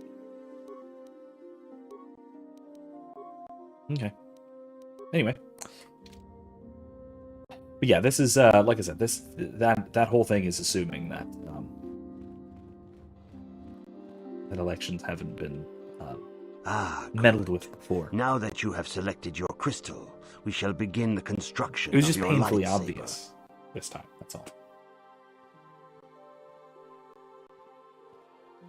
Before, they've been somewhat more subtle.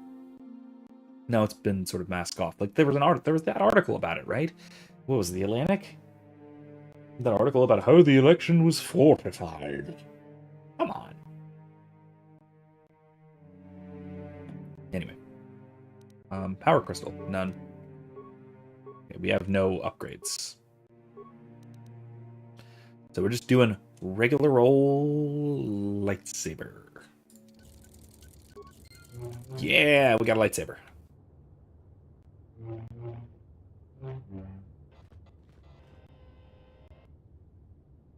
Cool.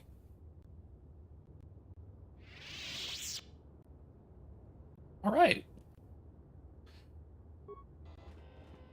You have done extremely well in constructing your lightsaber, apprentice. Your crystal seems to have been set perfectly. It is rare indeed for that to happen the first time one constructs their lightsaber. Isn't the alternative These crystals explosion? are very rare, found only in certain caves strong in the Force. By adding crystals to your lightsaber, you can alter or enhance its properties. There have even been unconfirmed rumors of certain Force-sensitive caves here on Dantooine that may hold these crystals. I can find crystals on Dantooine? It is a rumor only. I do not know if there's any truth in it. But you must You learn work first here. to use your lightsaber. Why didn't you know and that? take care when drawing it. Your lightsaber identifies you as a member of the Jedi Order. With such recognition comes honor and respect, and the attentions of dangerous enemies. The Sith and Dark Jedi will seek to destroy you, apprentice. And you must prove yourself worthy in battle against a foe who also wields a lightsaber. Are you ready to face the final challenge, apprentice? I'm ready to face the third trial. For every Jedi, the threat of the dark side is always present. You must truly understand this before you are accepted into the Order. You must see the corruption of the dark side for yourself. Even here on Dantooine, there are places where the dark side holds sway, twisting and tainting nature itself. The ancient grove, once used for deep meditation by the Jedi, is now tainted. A wave of darkness perverts the region around it. The Kathhounds in the area have become savage and ruthless. They have become a threat to the settlers, a threat the Jedi have promised to stop. You want me to go kill Kathhounds? The Kathhounds are but a symptom of the true problem. You must journey into the grove and confront the true source of the darkness. That is your task. Okay, you know more than you're telling me.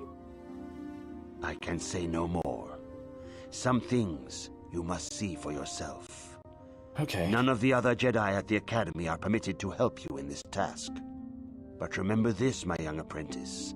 A Jedi acts with patience and care, and those on the dark path are not always lost forever. The dark side still taints the ancient grove. Your lessons cannot continue until the spreading corruption of the dark side has been stopped. This is your task, apprentice. May the Force be with you. Okay. Before we do that, let's do a quick little wander around the temple, because that whole north region up there, with, I assume, what are rooms, or dorm rooms, that sort of thing. We haven't actually looked up there. So let's have a look. Also, we can bring somebody. Arth? Hanar. Or Zalbar, not Hanar. Let's not bring... let's bring Mission and Zalbar. Why not? For our journey out into the world.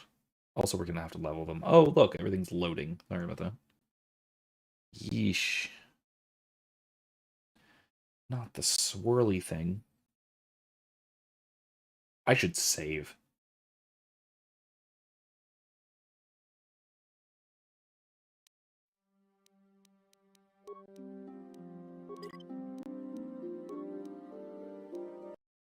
Saving.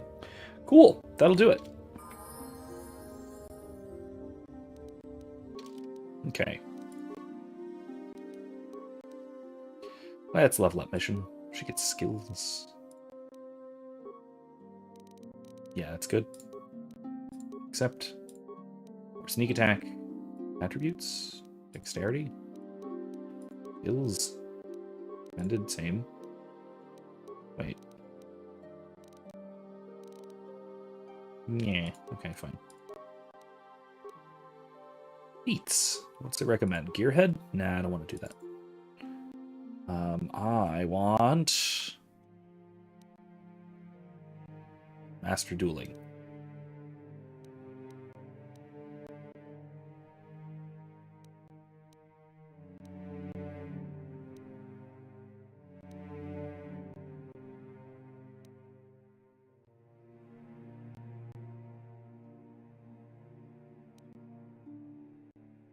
Yeah, let's go Master Dueling. That's fine. Alright, what about Zalbar? Skills. No. Not computer use. Demolitions. And trade injury. Or no, let's just go all trade injury. He needs that. Beats. He can do implants. He can do power attack. Weapon focus melee. Go with, what's recommended? Critical? No. Go with 2-weapon fighting, yeah?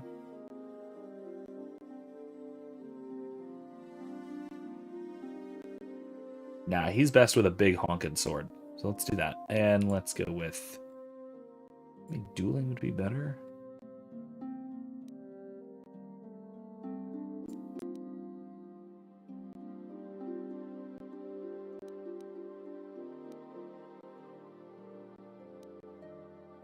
No, let's go critical strike, I guess. That's fine.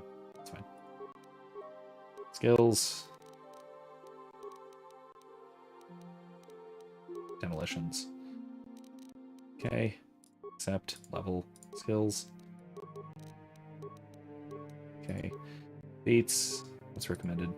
2-weapon? Sure. Let's go with that. Jeez. Dex? Really? I guess. Yeah.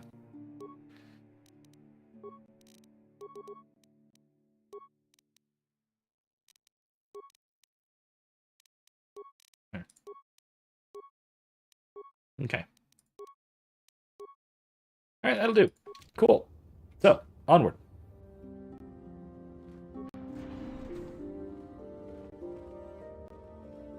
Leave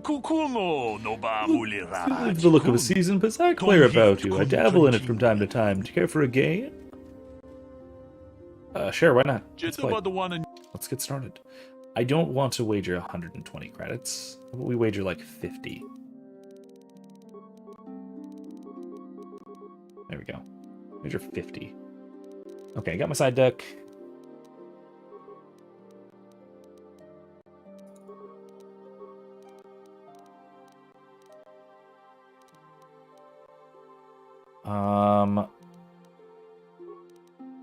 Let's do a -3. Throw that in there.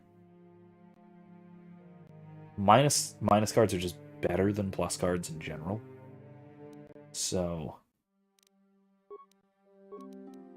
let's do that. Yeah. Because you can afford to risk more and go over. Oh, jeez.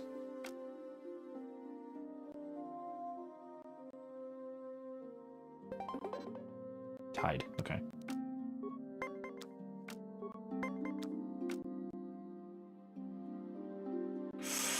Risky. Risky. Ah! Lost it. Shouldn't have risked that.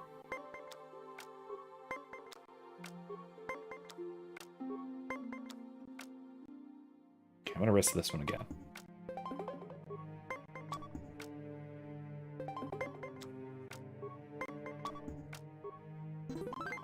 Okay, won that one. Cool.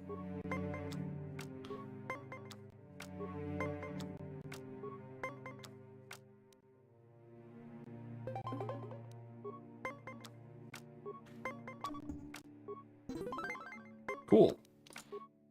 Alright, I only have one card left. It's a -2. It's risky. Okay, keep going. Okay, keep going. Oh, gotta keep going. Oh! Darn. Okay, you won that one.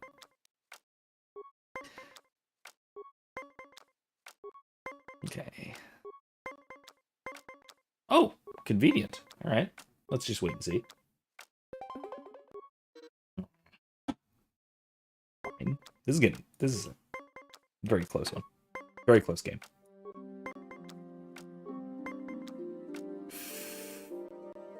I'm gonna risk it.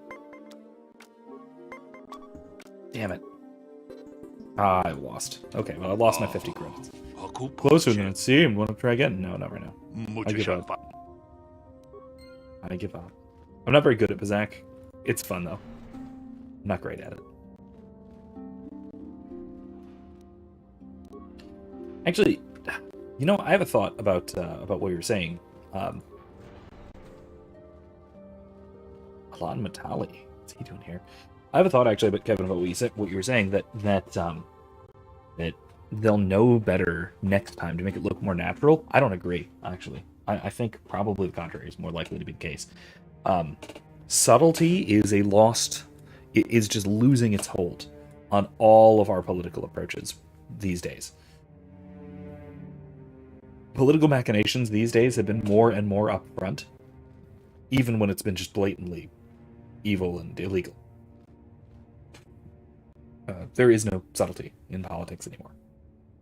So no, I don't think they'll be more subtle about it. I think it's basically just escalating into open conflict, and unless something radical changes, it's going to escalate into literal open conflict or secession, balkanization. Why are you bothering me? Then again, I'm here to speak with the council, not some servant. Please leave, or I shall be forced to tell the council of your rude behavior. Well, I don't like him, but fine. Yeah. So that isn't to say necessarily that there will be, actual conflict, like hot civil war kind of thing, or that there will even necessarily be a sort of balkanization. I think that locked. Oh, come on now. The council has decreed you may come and go. It's that unless there is a major change, which I think is possible, it could be that people will realize that this is the only they'll realize that there is this kind of a threat. Those damn Mandalorians have been raiding farms all over this continent. The Jedi won't do anything, so where does that leave us? Oh, that pauses. Okay. What's that mission? Huh? Oh, sorry. I was thinking about Terrace. I still can't believe it's gone. I mean, I grew up there and now it's just gone. I'm sorry, I don't know what to say. I don't really think there's anything you can say. I just have to find some way to deal with it, I guess. It'll take some time. Look, I'm not saying I can't go on or anything like that. It's a shock, you know? I mean, I knew the Sith were evil and all, but the reality of it kind of slaps you in the face. But I suppose that's why we need to stop Malik, right? The more time I spend dwelling on Terrace, the more chance some other planet will get wiped out. I guess that's what it comes down to. So don't worry about me. I'll be okay. And if you need my help against Malik or the Sith, I'll be there for you. Yeah, that's okay, part of why they did this is so that it kind of wipes the slate clean narratively, but then also it's a big indication that the Sith are evil sons of bitches. which it does a good job of that. It is good especially all of the people that to you spend stop helping. and reflect on the time beauty helping. of nature and the Force. I am sorry. I tend to get carried away. I do not believe we have met, apprentice. My name is Nemo. Is there something I can help you with? Hi, Nemo. I've been given a task by the Council. Indeed. What is it you would like from me? You know the, what do you know of the Tainted Grove? The Council has told you nothing of the Grove? I know that it's tainted by the dark side. Do not be so quick to judge circumstances about which you are ignorant. Not everything may be as transparent as you would believe. Listen, that's just what they told me. The Grove can be found to the south and east in the plains, but be wary of Kathhounds. They may be agitated by the power in the Grove. Is there something else I can help you with? I like this guy and his voice. I hope your time is well spent here on Dantooine. He has a nice rumble to his voice. I like that. Hello. I'm afraid I'm not very good at explaining things. If you have any questions, please ask my husband. Based. Greetings, friend. I think I can safely assume you are a member of the Jedi Order. Has the Council agreed to hear our petition? I'm sorry, I don't know. Oh, I see. I am mistaken. How may I be of assistance? Who are you? My name is Gar. What's the Me request? and my fine wife, Rilke, here, A pleasure. live on one of the northern farms. But the Kathhounds and the Mandalorian problem has been getting really bad of late, and we're here to ask the Jedi Council to help. Mandalorians here? Ever since the Republic beat them years ago, little groups have been roaming all over the place. With the Sith invasion, the Republic doesn't have the manpower to hunt them down. The Jedi are even worse off because Malak has been hunting them specifically. They're worried that he might even be supporting these raiders, so don't want to face them directly. That puts us in a kind of hard situation. Okay. Is there anything else I can help you with? You mentioned Kathhounds. Recently, the Kathhounds have been acting much more aggressively. They've even attacked some of the settlers. Those Mandalorian raiders have been milking the outlying farms dry, too. I hear John got hit really bad. Too bad about his daughter. I'm not sure exactly what the Council will do about it, but we need some help with this. I only hope they'll listen to me. Is there anything else you require? No, I'm probably going to help you, though. But, bye. I'm going to go. Farewell, then. May the Force be with you. Is that how it goes? Yes. May the Force be with you. So the whole Mandalorians thing, when I do go to deal with that...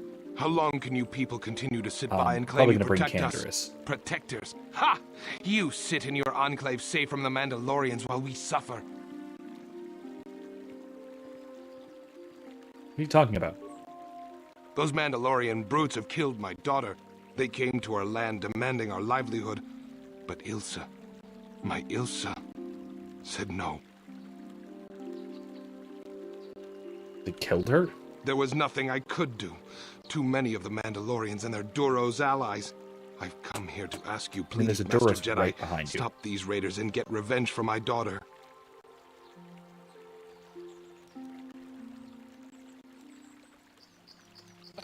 Not revenge, but I will protect you and your fellow settlers. I will give you all I have. Just please, annihilate them from the face of this planet. I mean, I'll probably do that, but not for revenge. Actually, I mean, honestly, this is a good illustration of something like the principle of double effect that. Oh yes, you are a Jedi. I'm grateful that your people harbor me in these times of need. In general, I think this is a good illustration of the principle of double effect. Just war theories that where those blend together, especially, it's that the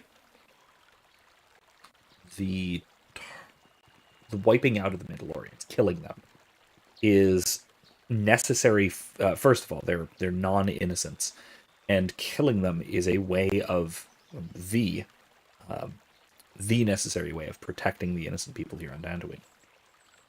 So again, I think we can justly just wipe them out,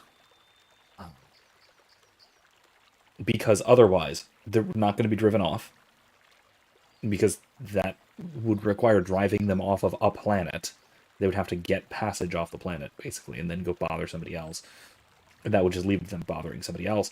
And then further, they're not going to be convinced to stop. They're going to be cowed. They are Mandalorians. They are warriors. They will seek, above all else, a worthy challenge. So, again, the only reasonable way to stop them from hurting and killing innocent people is to kill them. So there we have it. There we have a justification. What happened to you? Victim, a refugee, yes. I fled from my world once the Sith fleet comes. They bomb my world, destroy it, yes. They scour the continent, spoil the ocean. Sith are bad, yes. I run here, find the Jedi already, here, unknown. They take me in. One left in a billion. Republic fights, but does not win. Not you claim. Not you to blame, of course. No, the Sith are strong and destroy those who would oppose them, yes. My thanks you have and your order. Is there anything else you require? I must be going now. Yes, Jedi with more to attend to. Good day, friend Jedi. Is that implying that the Sith genocided the Duros? Because Duros is a core founder of the Republic. That's kind of a big deal. It's kind of a really big deal. That's a core world and a core founder of the Republic. That's kind of a huge deal. Greetings, young Jedi. I wonder if you could assist me. I seem to have lost my companion, you see? Your companion? We were working on my farm to the north of here. I was working in the garden outside, and he was working inside. I heard the door to the house open, but not close. I went to see and found it wide open. I searched everywhere and could not find him. I worry so much. I need him back so badly. I wonder if could he have been kidnapped? It sounds like Ashley's voice actor from Mass Effect. Does anyone hold a grudge against him? Not that I know of. None of my neighbors really know he's there. Maybe it was the Mandalorians. Or maybe Cathhounds. But no, Cathhounds are not intelligent enough to open doors. Although they have been more vicious lately. No, it must have been someone who could open the door by himself. Come to think of it, the door was locked. Someone break it down? Or could someone have bypassed the lock? No, the door was undamaged and showed no signs of tampering. Could it have been opened from the inside? Well, yes, it could have, but he had no reason to run away. His programming... A droid? Well, yes, he is a droid, but he is very valuable to me all the same. He's the last piece of my poor passed-away husband that I have left. He is very dear to me, my precious is. I don't know what I'd do without him. He's the only companionship I have on all of Dantooine. Oh. You live alone with this droid? He is a personal assistance droid. My husband was a genius at constructing droids. He made this one capable of taking care of me for the rest of my life. As the last legacy of my husband, for my own personal ease of mind, I need him back. His absence gnaws at me like a gaping wound. Well, this is Please, I absurdly beg of you, unhealthy. Return my droid to me. I'll help you find him. Thank you. This Thank is you, very Master unhealthy, Jedi. but If you find him, please send him home to me. I need him so much.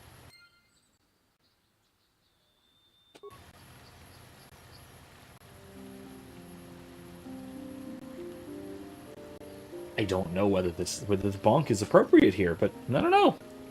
Just in case. Just in case.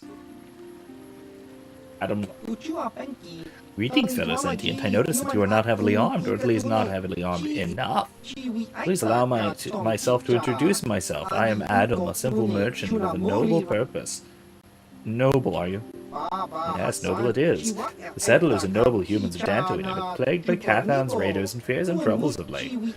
It is much, much too sad to see these things happen to such people as this. Therefore, I have made this my mission to be. You're trying to sell me something, aren't you? To overcome their troubles, they must be able to defend themselves. Therefore, I shall offer the highest of quality weapons at the lowest of low prices for them. I am here offering you much in the way of weaponry at low prices. How can any sentient pass up such a bargain? They cannot. Weaponry it is, and weaponry I have. What is it you would like from this fine day? Do you have any maps of the area? Maps? Oh, yes, I have. What areas would you like a map to? I'm afraid I have all areas of maps, though. This area. 2 credits. I'll take it. Here it is. The other maps. Area south of here. 2 credits. Take it. Let me see what else you're selling. Synagar War Suit. 3,000 credits. Oh my god. Cash is fed. 15,000 credits.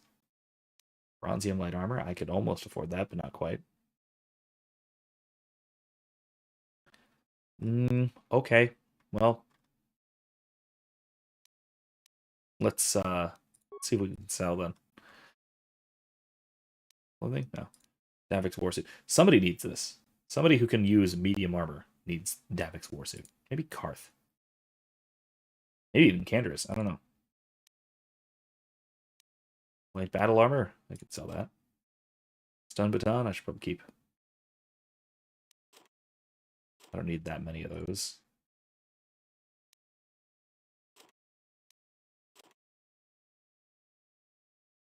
Grenades.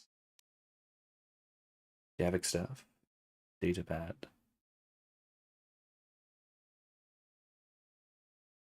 Oh wow, this is how Davik killed a Rancor.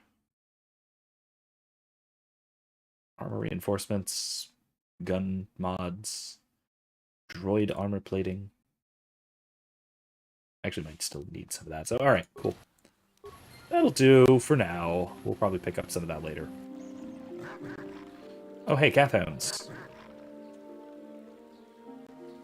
A lot of them. That isn't a great...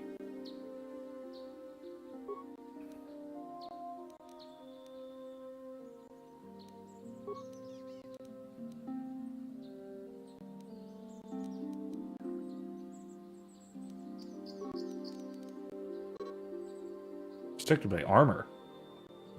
Oh no.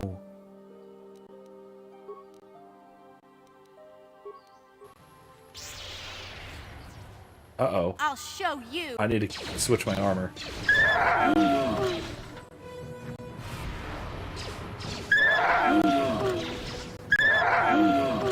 Well done, Zelda.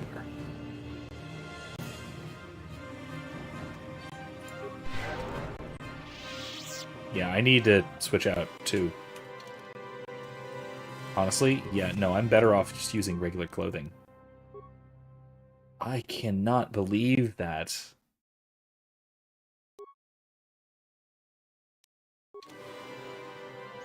Well, at least I look cool. Alright, fine.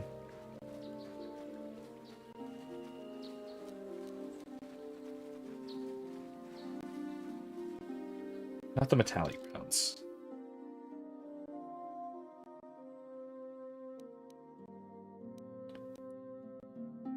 No, we need to go to the path south, not the metallic rounds.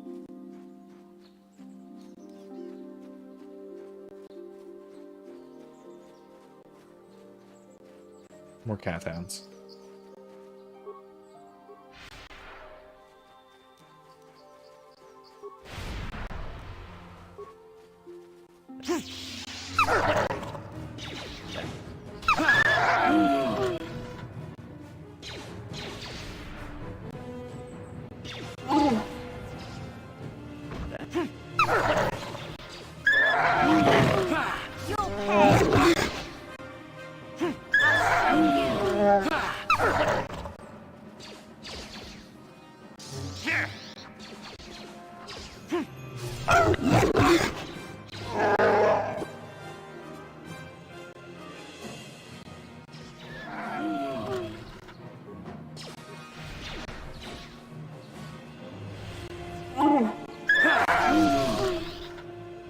Okay.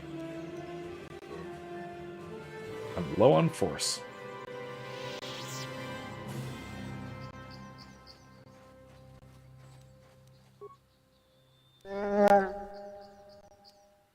Yes? Zalbar's pretty low on health too, so.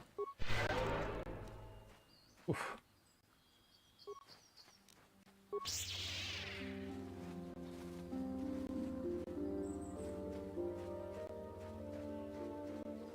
Come on now. You'll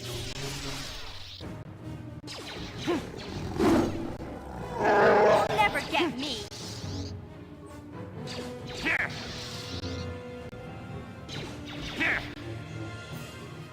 Just die already. There we go.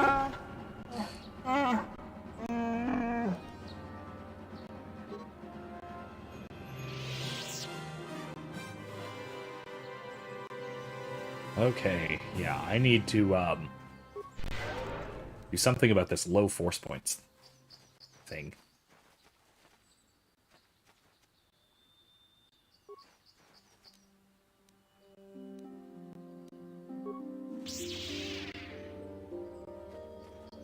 Do as the Jedi do and throw a grenade.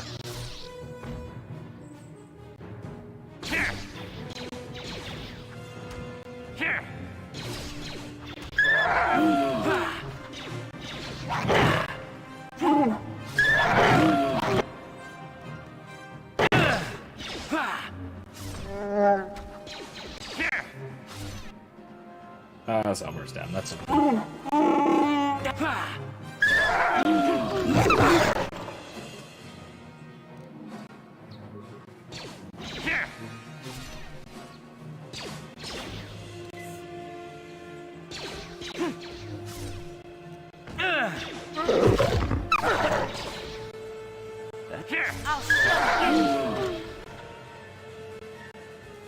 okay.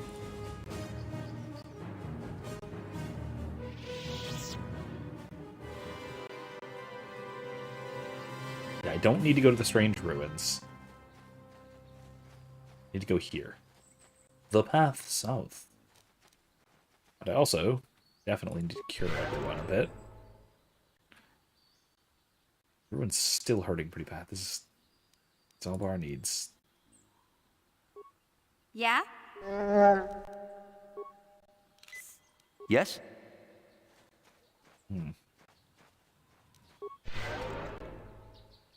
Okay. Making some progress, I suppose. Tally grounds. Really, again? Oh. Oops.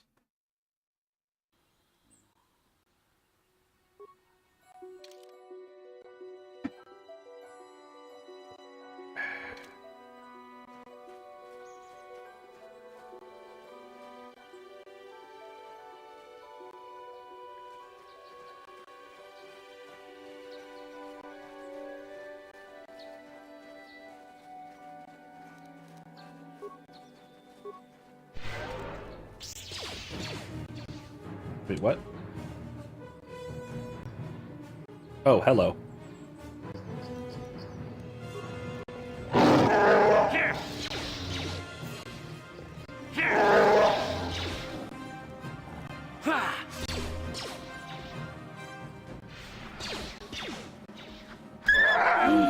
Okay, well, I did not need speed for that, but fine.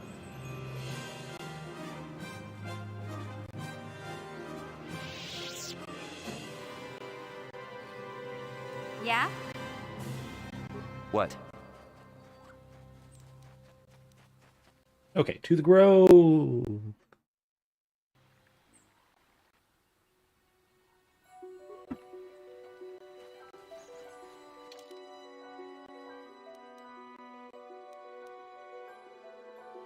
Okay, so I do need to go over there. What is this?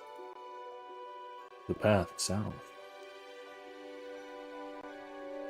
Oh, labeled. Who? What? Where? Oh, hello.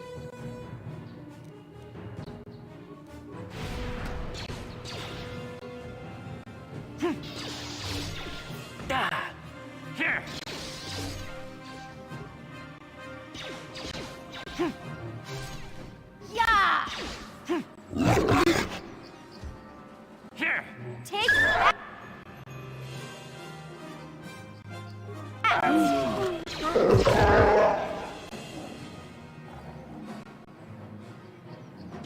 Mission, no!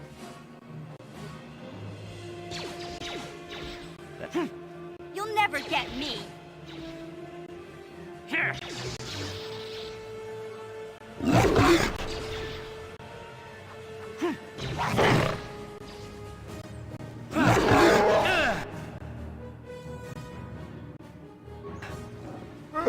You'll pay.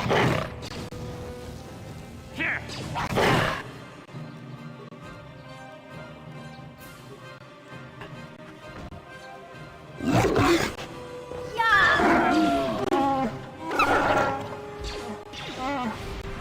Never get me. Here.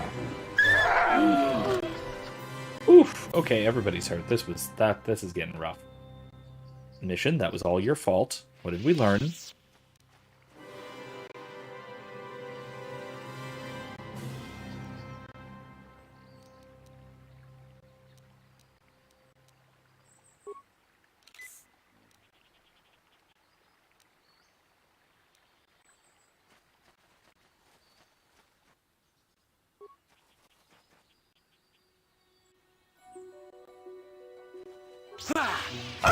Take that. Here.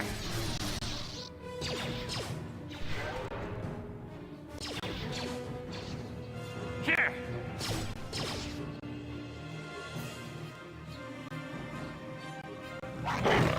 Take that.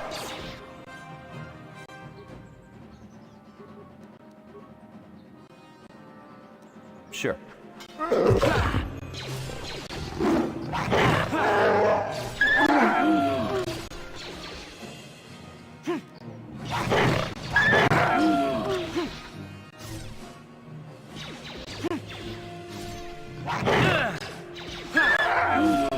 Okay. No! Zalbar, no. Please don't.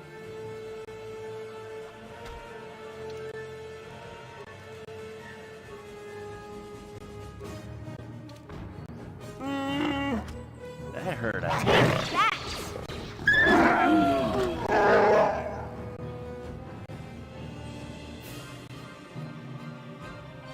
It bothers me that there is no way to switch weapons on the fly. Switch weapon sets, basically. But hold on, what are we gonna do? Alright. I've got... I think I should have enough time tonight to actually finish this quest. Even if I sit around and... Yeah, that's where I need to go to. Literally right there. Means that I can wait a little bit for my force points to restore.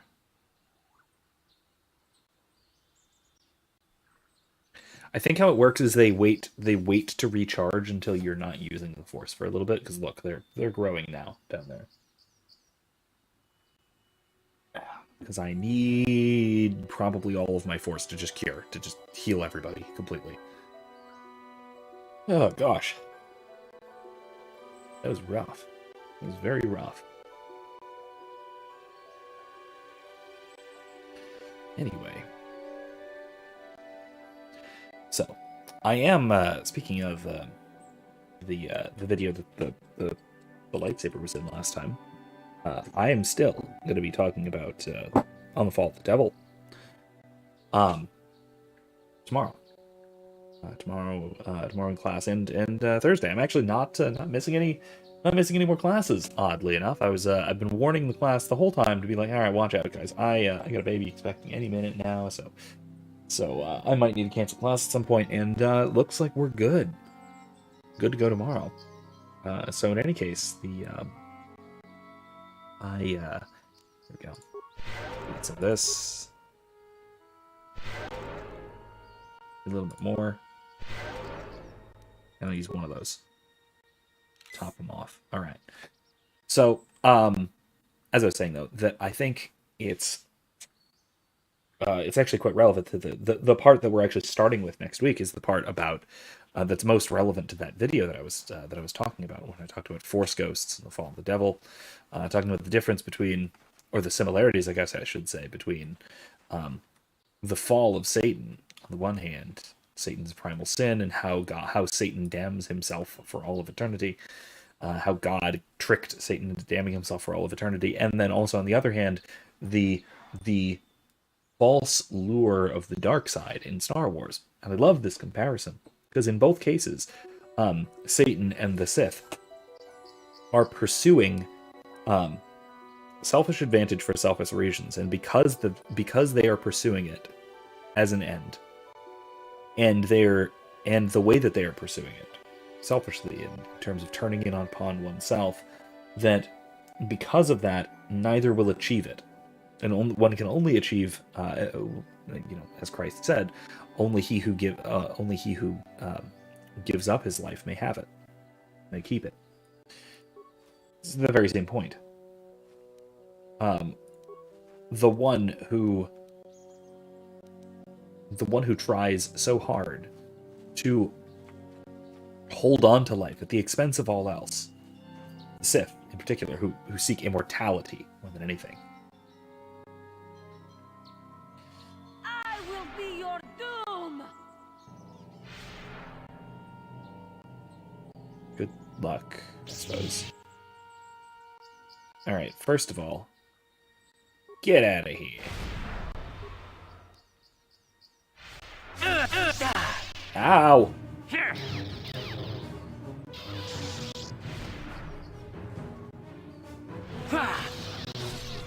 There we go.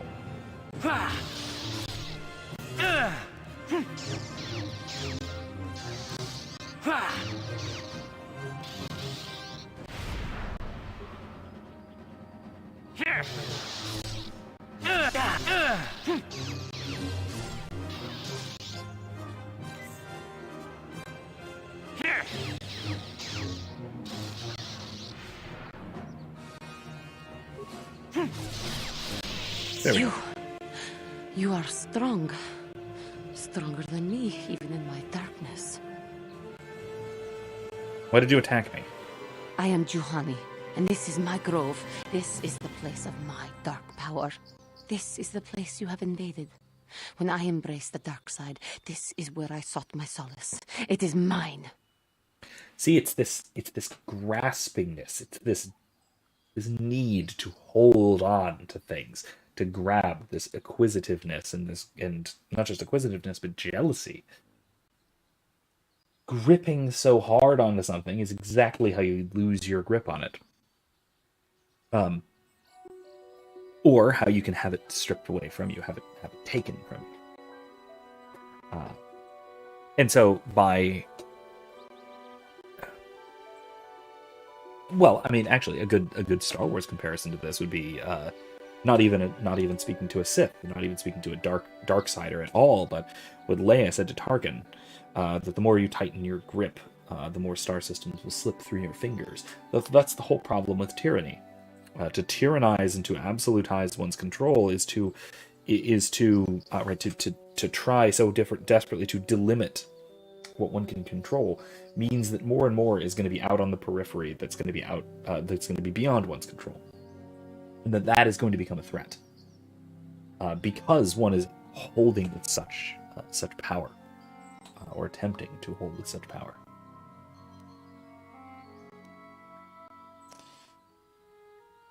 You embraced the dark side. Why? When I slew my master, Quatra, I knew I could never go back. And now I revel in my dark power. Power enough to crush the life from someone such as you. Or so I had thought.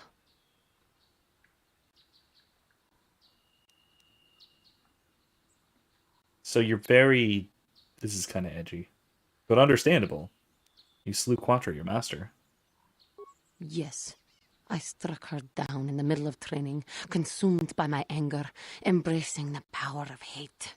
But it was not enough. What is it you want? Why do you bother me?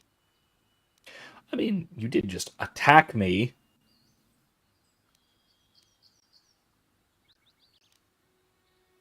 I was sent by the council to cleanse the taint from this grove. The council has sent you here to kill me. It's not what I said. Then, when you bested me so easily, did you not simply finish your task? Is it not apparent that I can never be saved?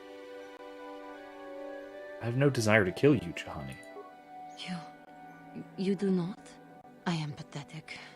I sit here and think myself to be great by embracing the dark side, but I am nothing. There is no way I could be turned back. I always thought they held me back, or jealous of my power. But it is only because I was not good enough to meet their standards. I never have been.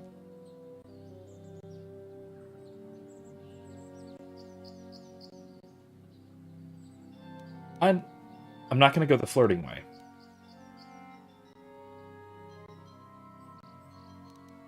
This is right. The first step on the path of knowledge is knowing that you are ignorant. Ignorance, yet knowledge. See? See? This is what I was talking about when we were talking about the Jedi Code. I seem to still have much to learn, both about being a Jedi and about myself. But I wish the cost of my ignorance had not been so high. I wish that my master had not suffered because of me. It's not your fault, Juhani. I only wish things could have been different. If she were alive now, there would be so much I would say to her. So much I would apologize for. How can the Council ever take me back with what I have done? Striking my master down in anger is unforgivable.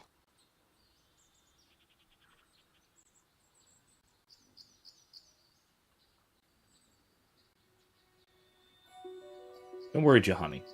They'll surely take you back. I should convince them that I am truly repentant, that I am willing to forsake the dark side. And maybe, just maybe, they would accept me back. Do you think they would? Could it be possible after what I have done? Of course it would. They would always accept you back. I thank you, Master Jedi. I will return to the Council then. I shall submit myself to their judgment and hope they will forgive me. Again, I thank you. I am sure I will hear great things about you in the future. All right. So that's actually really notable as well. That why she thinks that she was unsavable is that she got caught into a sort of feedback loop. It's honestly the same sort of why. Zalbar, please. Nothing, never mind. Not right now. Thank you. So, Jesus. Zalbar. Zalbar, please. Zalbar, please. What?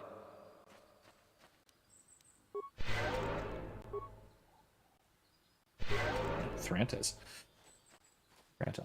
Anyway. Basically, she got caught up in this feedback loop where if she did something wrong and did not seek forgiveness because she did not think forgiveness was on offer. And the reason she didn't think that forgiveness was on offer was because she did not seek it and because she did something wrong and was therefore continuing to do more wrong because she thought forgiveness was not on offer. It is, like I said, it's a kind of feedback loop where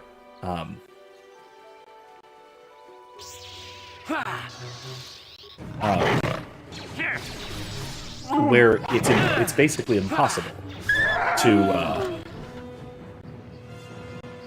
turn back, to return from one's evil decision. Oh, I don't want to do this yet. I will, but I don't want to do this yet. We don't have time. We do not have time to do that. We'll come back and do that. Let's head back towards the temple, shall we? We'll come back and do that once we have... No, don't want to.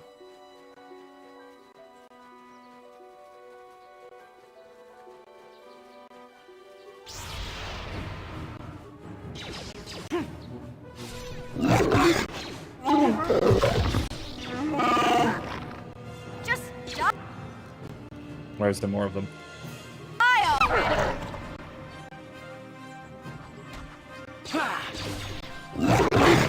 Take that.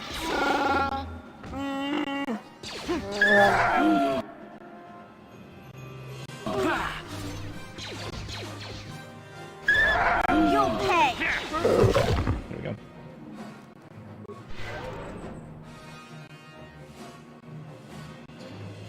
All right, let's go.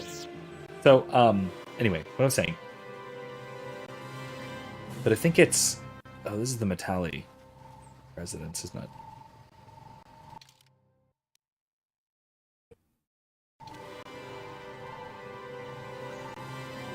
It's the wrong way.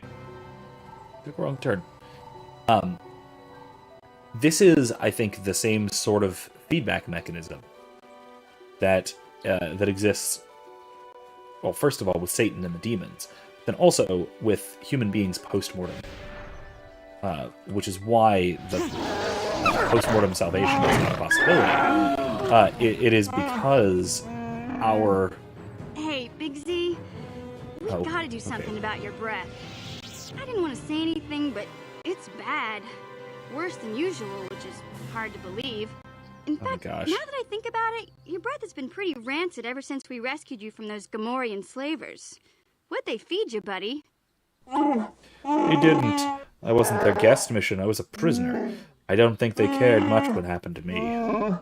Oh, Zalbar, that's terrible. I know how grouchy you get if you don't get your 8 square meals a day. I'm amazed you didn't pass out from hunger. I did manage to take a chunk out of the arm of the guards that wandered too close to my cage, but it tasted awful, so I spit it out. Ew! No wonder your breath is so bad, Big Z. Gamorreans smell like bantha poodoo.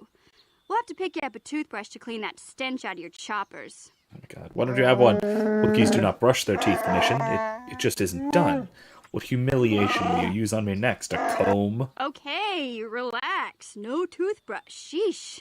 Oh my god. Try and eat something else to cover up that smell, okay? Stay away from anything that's smart enough to lock you in a cage this time. I'll take care of it as soon as I can, mission. For now, let's stay focused on the task at hand. Gosh. Yeah, I think that, like I said, the equivalent, the real-world soteriological equivalent, let's say, is that, as I mentioned, that Satan and the demons cannot, in principle, repent. Basically, God sets up the situation in such a way that they are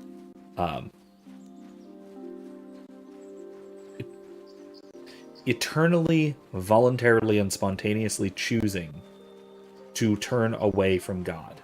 And the reason behind this, why they are doing so, why they are choosing to turn away from God, is because their initial choice means that there is nothing for them to choose. There is no repentance to choose.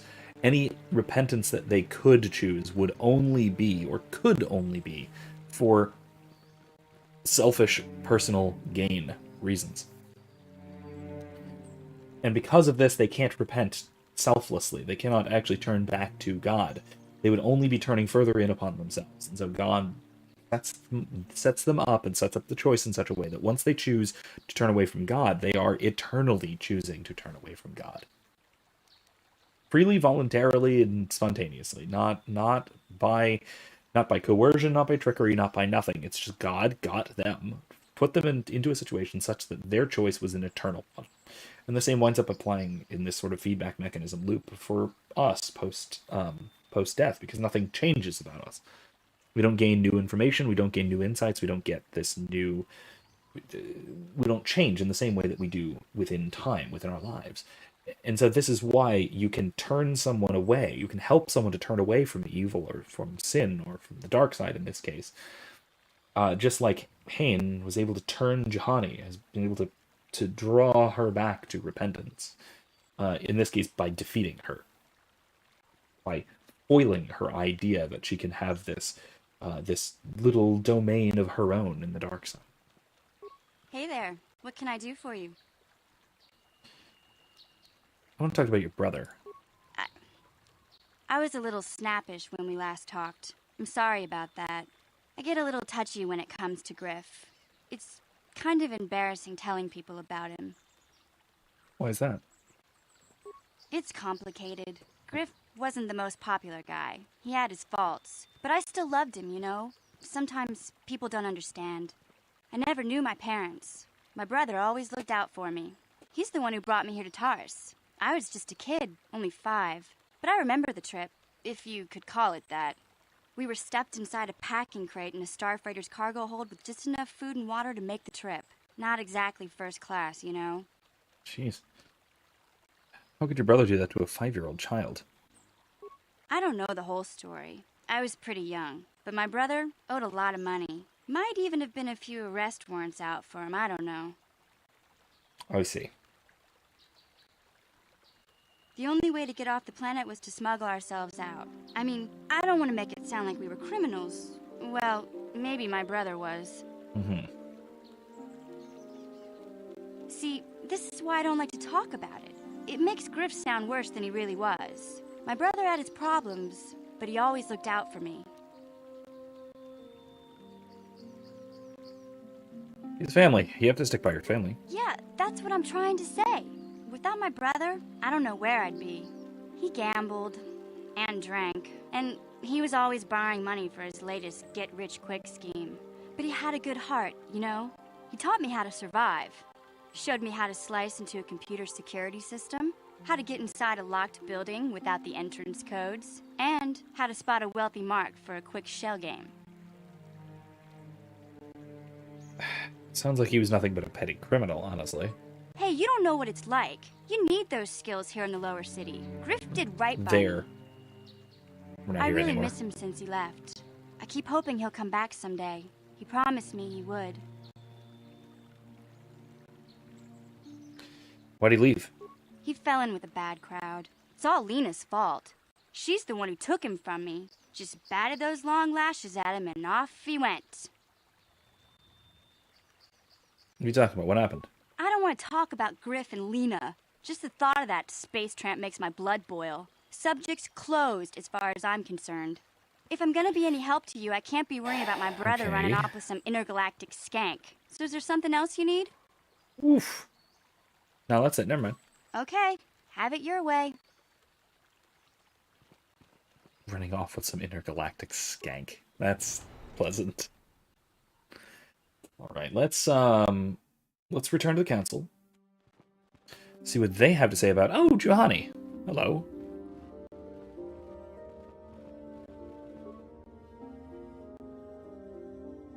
I must give you my thanks. Because of you, I am once again welcome within the Jedi Order. Have you spoken to the council? Or did you learn anything more about Quattro? Quattra's injuries were not so severe as I first believed.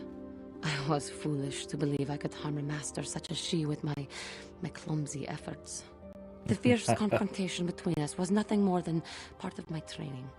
Quattra wanted me to understand the threat of the dark side, to see how easy it was to fall from the path of light.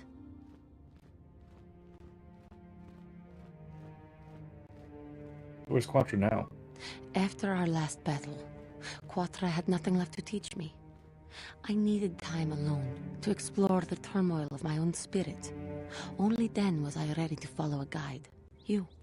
Back to the light. When I left, Quattra knew her work with me was done. There are other disciples who need training throughout the galaxy, and she could not stay to see if I passed this most difficult trial.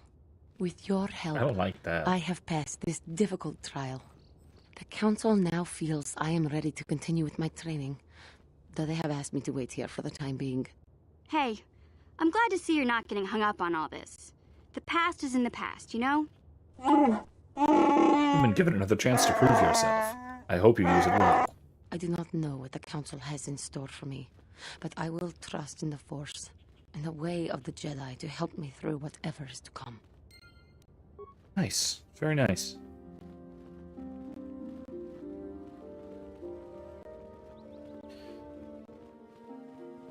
Am I actually going to get Jedi robes now? I'd love to get Jedi robes now. Wait, this is the wrong way. Crap. Alright, well, I'm going to go to the shop over here real quick before I go to the council. To see if I can buy Jedi robes. Or something defensive that's not armor. Okay. Zerkacorp is nasty. Let's see what you have for sale. Military suit, battle armor, light battle armor? No, it's still armor. Sonasiki's blade. No. Okay, guess not. I'll buy up a Zach card or two.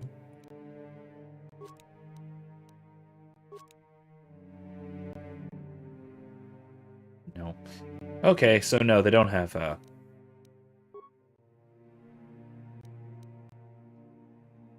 No. Alright, fine. They don't have anything like Jedi robes. Alright, let's go. Let's go back to the council. Let's finish up this quest, and that'll do for the night, because I think that'll actually mean that we are officially a Padawan. And that'll also, I think, officially mean that we get no master and get to go wander around the galaxy completely by ourselves. Or not by ourselves, just hanging out with another Padawan, Bastila. Yay! Alright. Oh, wait, no, we're supposed to talk to what's-his-face? Jar. Master Jar. You have done well, my pupil. The ancient grove has been purified, and Juhani's journey down the dark path has been halted. Because of you, she walks once more in the light.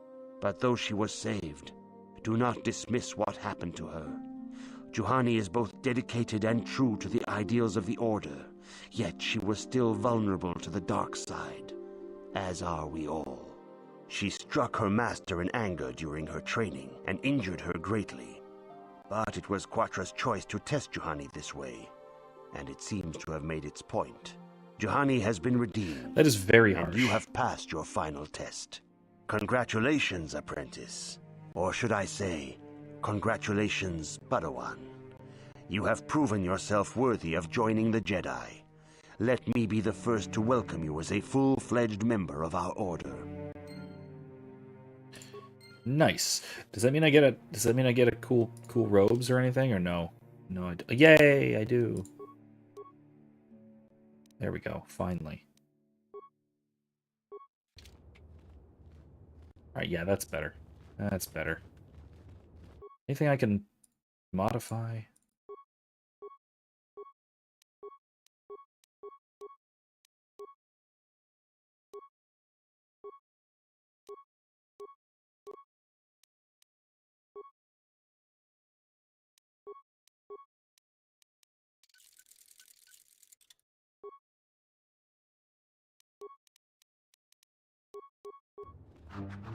Alright, cool. Alright, that'll do. Alright, so I think that is, well, if I hear Zalbar a little bit. Yeah, he needs hit points. I'm gonna switch my party selection to get rid of my party for this part. I think that's all the time I have tonight, because it is getting very close to midnight, and I have some stuff I have to do before I go to bed and get ready for class tomorrow early, far too early in the morning. So, thank you all for joining me tonight. I had a good time. We did exactly what we planned to do, oddly, just about the right length of time for our Jedi training part. Both the montage bits and the actual questing bits.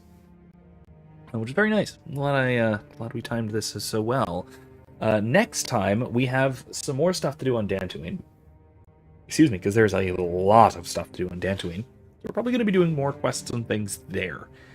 We'll see if we actually finish Dantooine next week. I don't know, there's actually a lot to do here. Some of which we have to come back for. But in any case, we'll do some of that. And then we'll move on. After Dantooine, we have to decide which of the next major planets to go to. And the main choices really are Tatooine, Kashyyyk, or Manaan. Right? Hold on. Yeah, Tatooine, Kashyyyk, and Manaan. There's a reason I just looked at that. Technically Korriban too, but I usually wait for Korriban until last whenever I'm doing this game. So, we have to decide which of the three. I am leaning away from Manaan. I usually either do Tatooine or Kashyyyk first, so we can do either one of those. And that largely depends on which companion we want to go meet first. I lean a little towards Kashyyyk, just a little bit. But really we can do either. And Tatooine, of course, is a great one to do as well, because basically they just lifted the entire plot line of that and used it for a couple of episodes of The Mandalorian and for the Book of Boba Fett. So that is worth looking into and worth doing, worth talking about. Should be a lot of fun anyway. All right. With that, let me save real quick. There. With that, we're out of time for tonight. So thank you once again for joining me. I hope to see you again on Thursday for Dragon Age Inquisition, and right back here next Monday again for more Knights of the Old Republic. Good night, everybody. Thanks for tuning in.